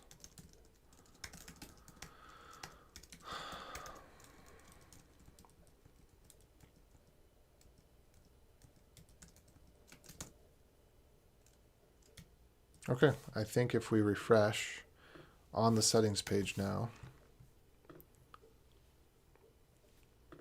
I was expecting to get a number of documents, and I did not get that. Why did I not get that?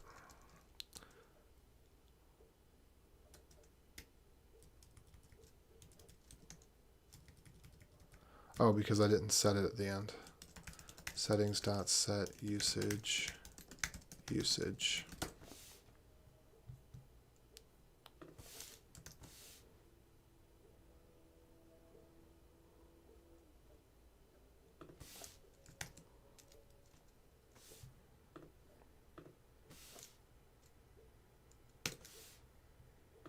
Ah, I killed it. There we go. Oh, something's wrong.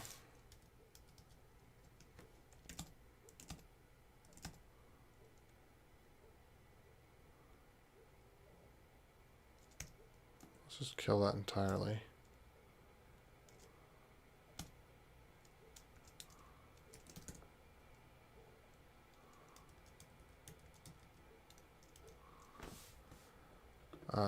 Is it in a loop?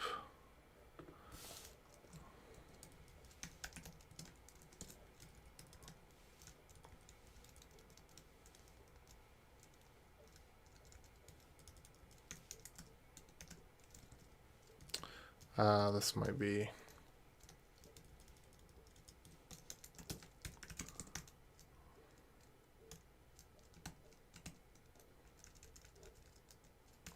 N equals parse int n10. That might be the problem.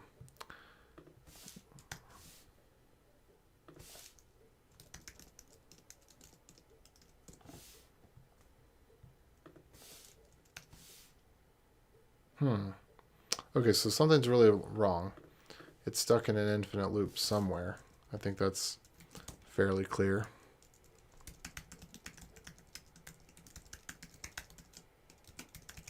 I want to say it's probably here because this is the only loop I think I've introduced.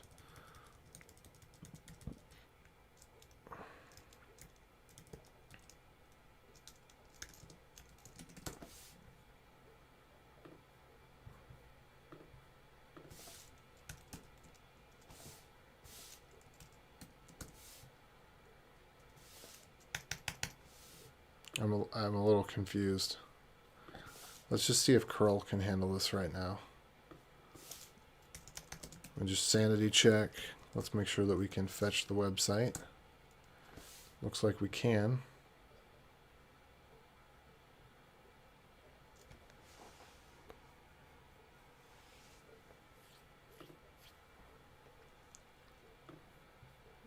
Okay. I'm going to open up a different browser. My good old Safari browser here. Let's see what Safari thinks about it. Because it might have just gotten into a bad state somehow. It seems unlikely. But if I just introduced a new loop and the loop wasn't there before. Okay, so it is just infinitely sitting here.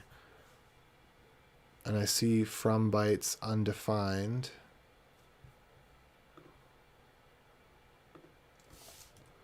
Again.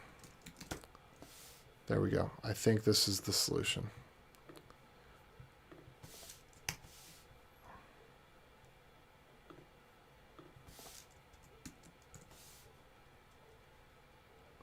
Come on.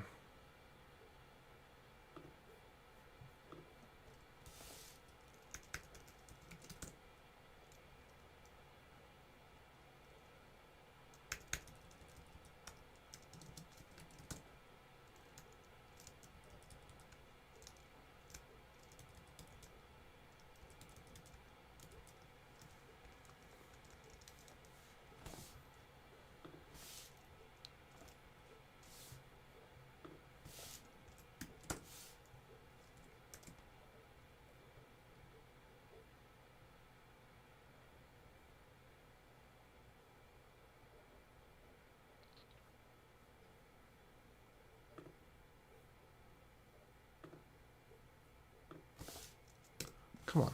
What's going on here? Let me open it up in a private tab.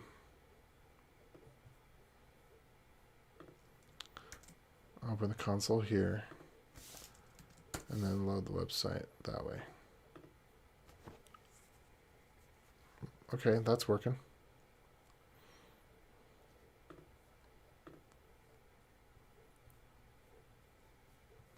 Great.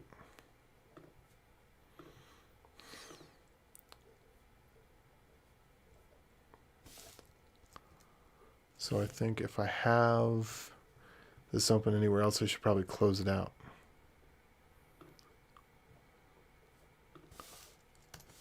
But I don't know where it is anywhere else.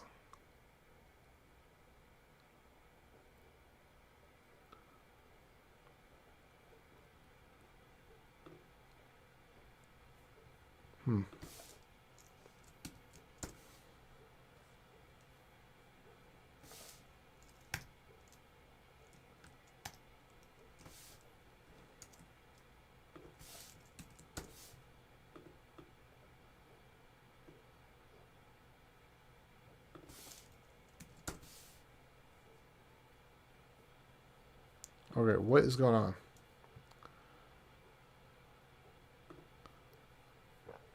Because it seems that now...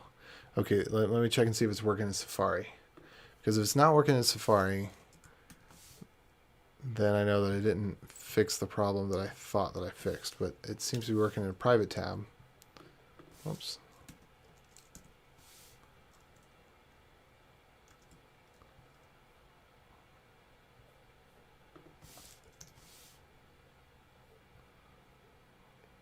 Yeah.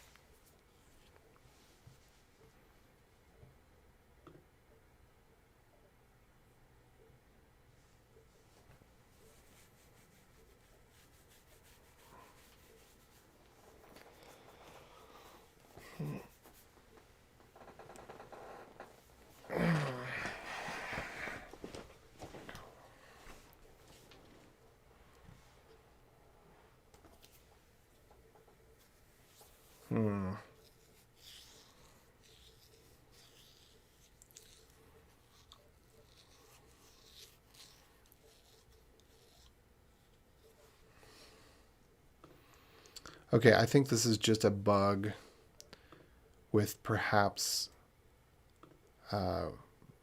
Brave / Chromium. So what I'm going to try to do is see if I can just close out some of the quadrillion tabs that I have open right now. And close it out and restart it. Because I think what might have happened is that for loop, because I still hear my fan spinning. It may have that for loop, even though the tab is closed, somehow gotten gunked up in the works. And so it can't just let it die for whatever reason. Okay, let me look at all this payment gateway stuff. So on the note of the payment gateway, basically it seems, I could be misunderstanding, but I think there's about 2 major gateways aside from the gateways that are gateways for the sake of being a gateway. So PayPal, Stripe, Apple Pay, Google Pay, you don't utilize them. They utilize you. You are the product. Well, that's not the way to say it. Yeah, they are capturing you as a user. You are not capturing users through them. You are getting, anyway. So those ones, and then the other 2 are NMI and then authorized.net. So if you want to do your own payment processing, everybody else that does payment processing that isn't one of those 4 or 5, they go through either authorized.net or NMI. That's what it seems to be. if I'm understanding correctly.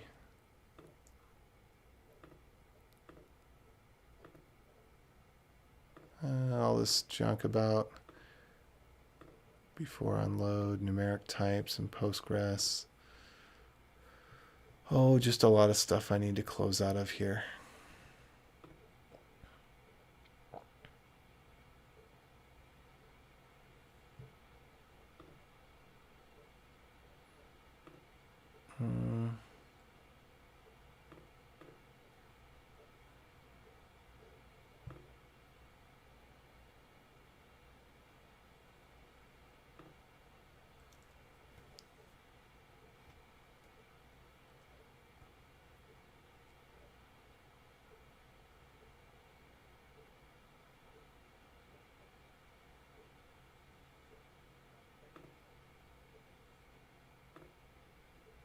Okay, sorry, I'm just closing through tabs so I can restart the browser.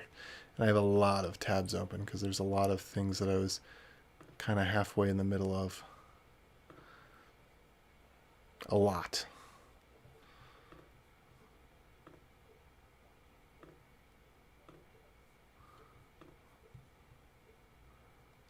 Alright, all of these, they can all go.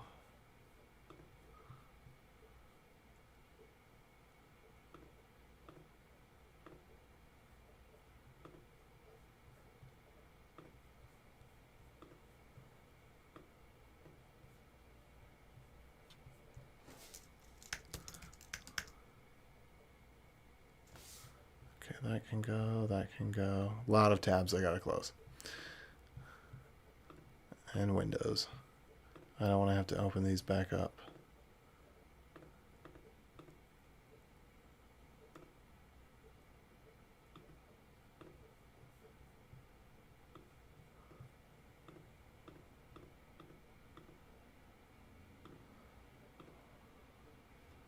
So you just gonna have to give me another minute here.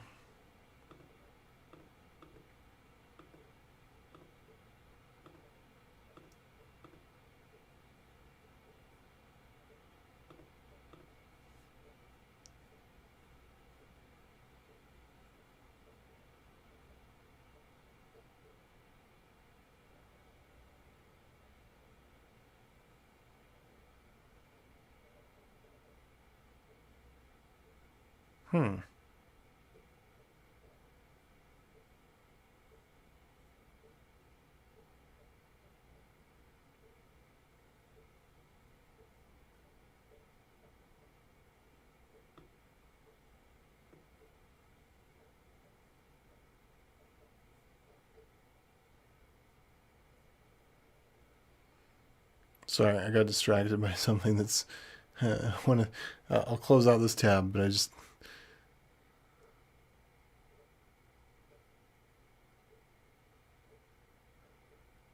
Interesting. I was looking up naming laws earlier. And.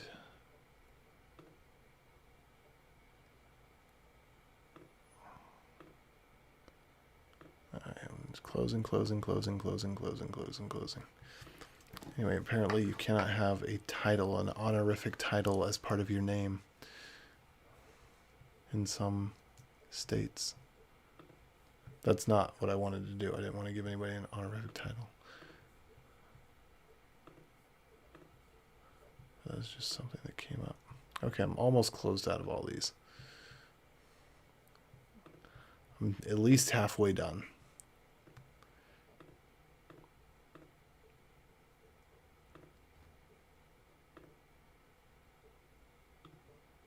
Still some more payment gateway stuff that I don't know if I'd finished going through all of this. Okay, look at those I'm done with. Okay, we're really getting close.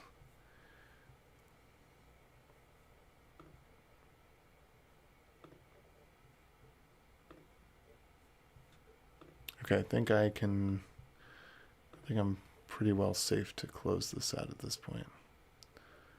Just double checking last couple of things here.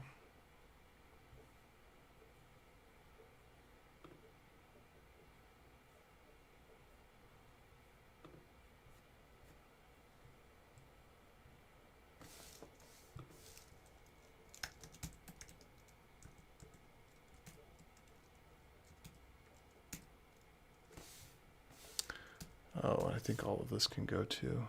I'm going to double check before I get rid of it all. I was researching some stuff on if there are any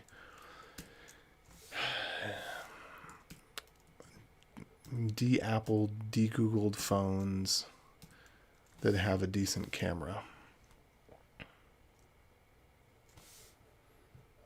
Because it's kind of a deal breaker, you know.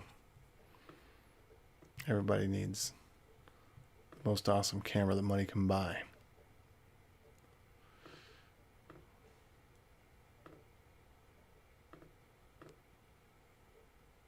Oh, here's a question. Does anybody use or know much about Nim? I have just recently learned about Nim. I had not known about it before. And I am curious. I'd like to see if there's some good conference talks about it.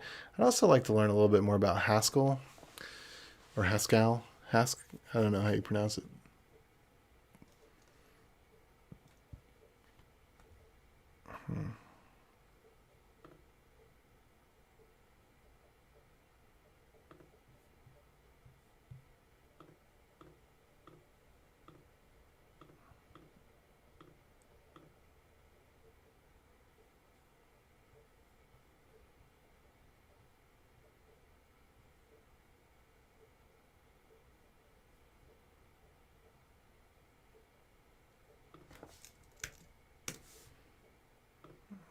Okay. And then move these over, and I think that's, yep, that's probably the last of the tabs that I can reasonably close. All right, so here we go. Well, I'm going to try this one more time without closing all the tabs, but I still hear my CPU spinning. Oh, look, there it goes. I just needed time. My tabs were too powerful.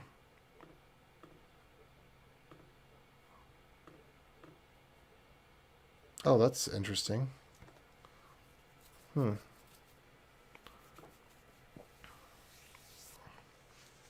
wonder if this did not exist yet. Should have existed.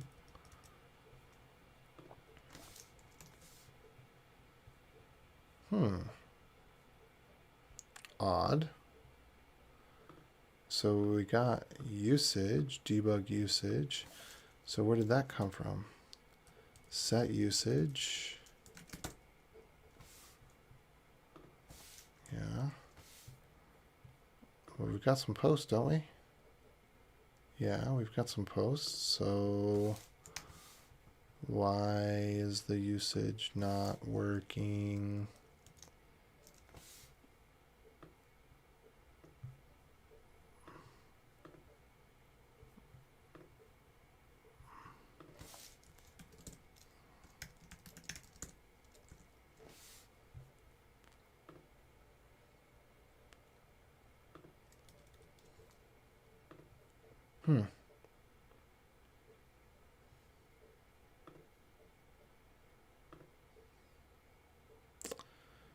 So how did this break down here?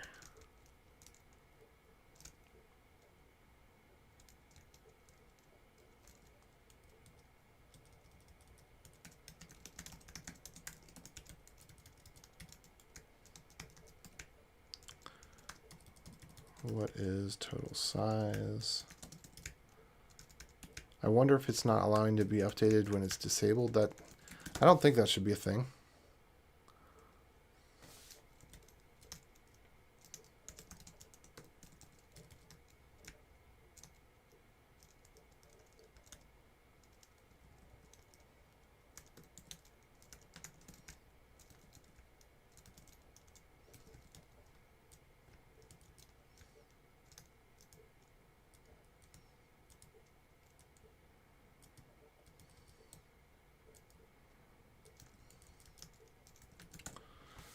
I don't know what could be going wrong here.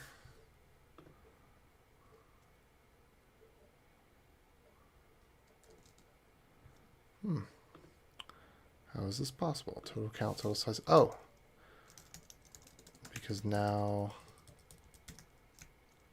it's Diffner.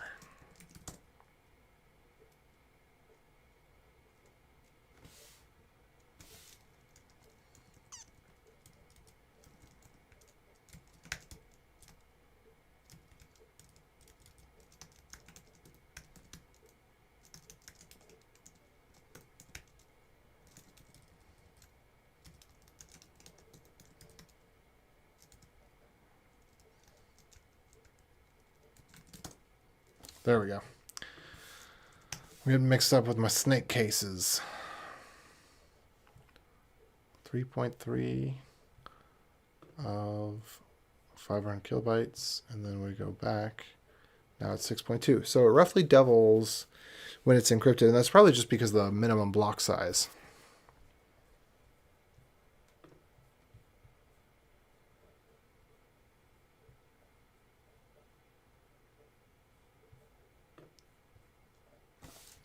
And then let's just try this again.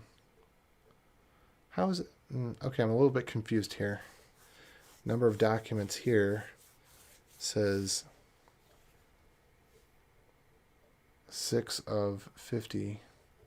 But here, oh, because we've got some untitled ones. That 1, 2, 3, 4, 5, 6. I'm guessing it's counting something that's untitled, or that isn't,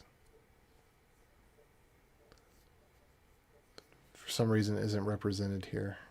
But I don't know what that is. But I'm not worried about it.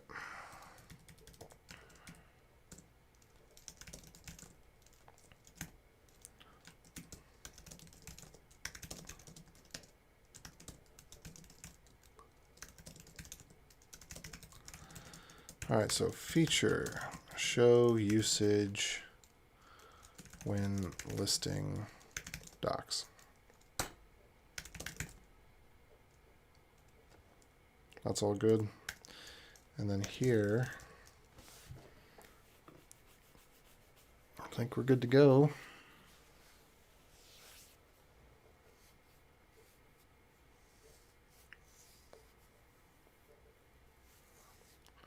What is 10,000 divided by 30? Let me just take a look at that number before I commit it. 333 per day. So what's 333? Well, duh, I could divide by 24 hours. And let's just say 8 hours of time you're actually going to be working with it. So it's 41 per hour. Yeah, okay. I think I could go down to 5,000. It would be just fine. Let's go ahead and do that.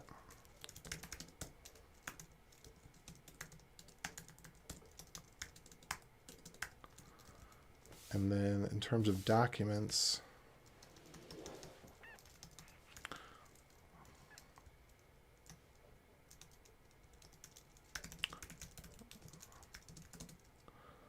up to 100, 200 kilobyte each, 5,000.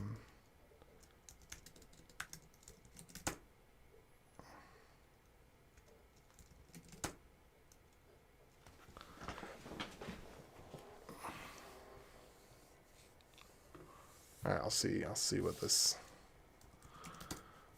works out to.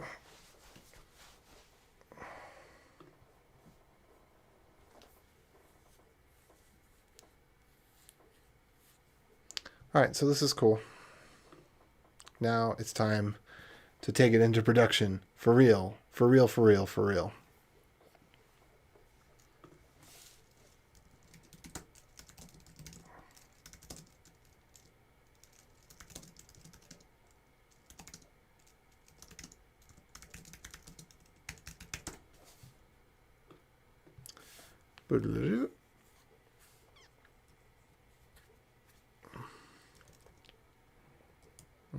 Okay, that looks hokey poke.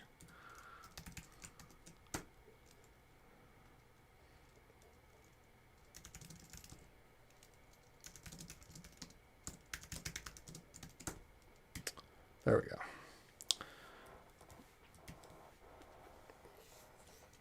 So we moved settings and added usage.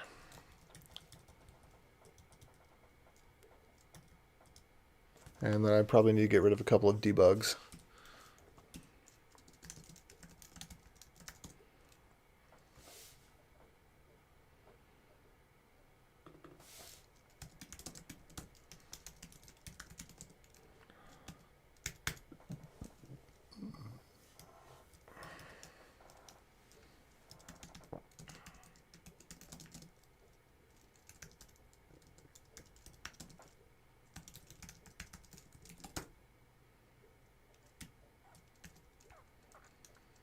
All right.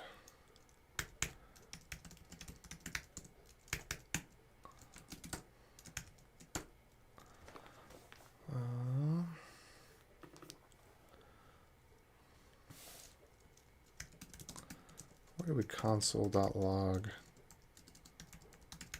result?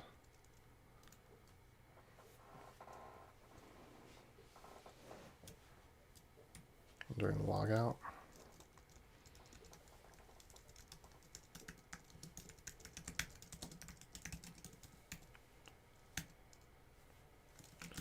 All right, that seems acceptable.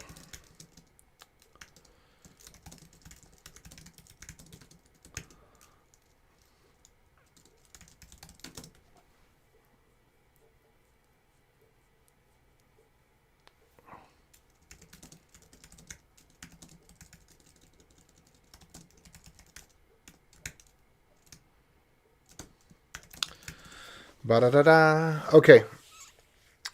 I'm thinking I might just restart the stream because this is kind of a segment. It wasn't what I thought it was going to be. It was the finishing touches. But this next bit that I'm going to do is actually, really, truly, honest to goodness, going to be getting this into production. So I'm going to take a minute to update this.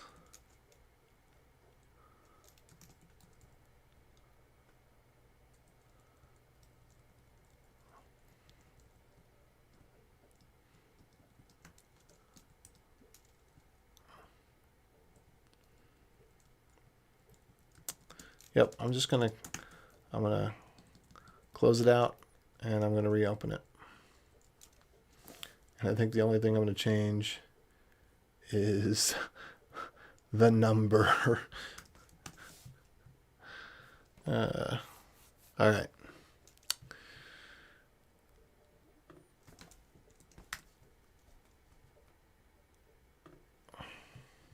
Here we go. So all that stuff. If you like what you like, you get more of what you like. So thumbs up if you got them. Otherwise, thumbs down because every thumb helps. Hit the bell for personalized recommendations if you'd like to subscribe and get just the good stuff. And I'll catch you momentarily. Adios.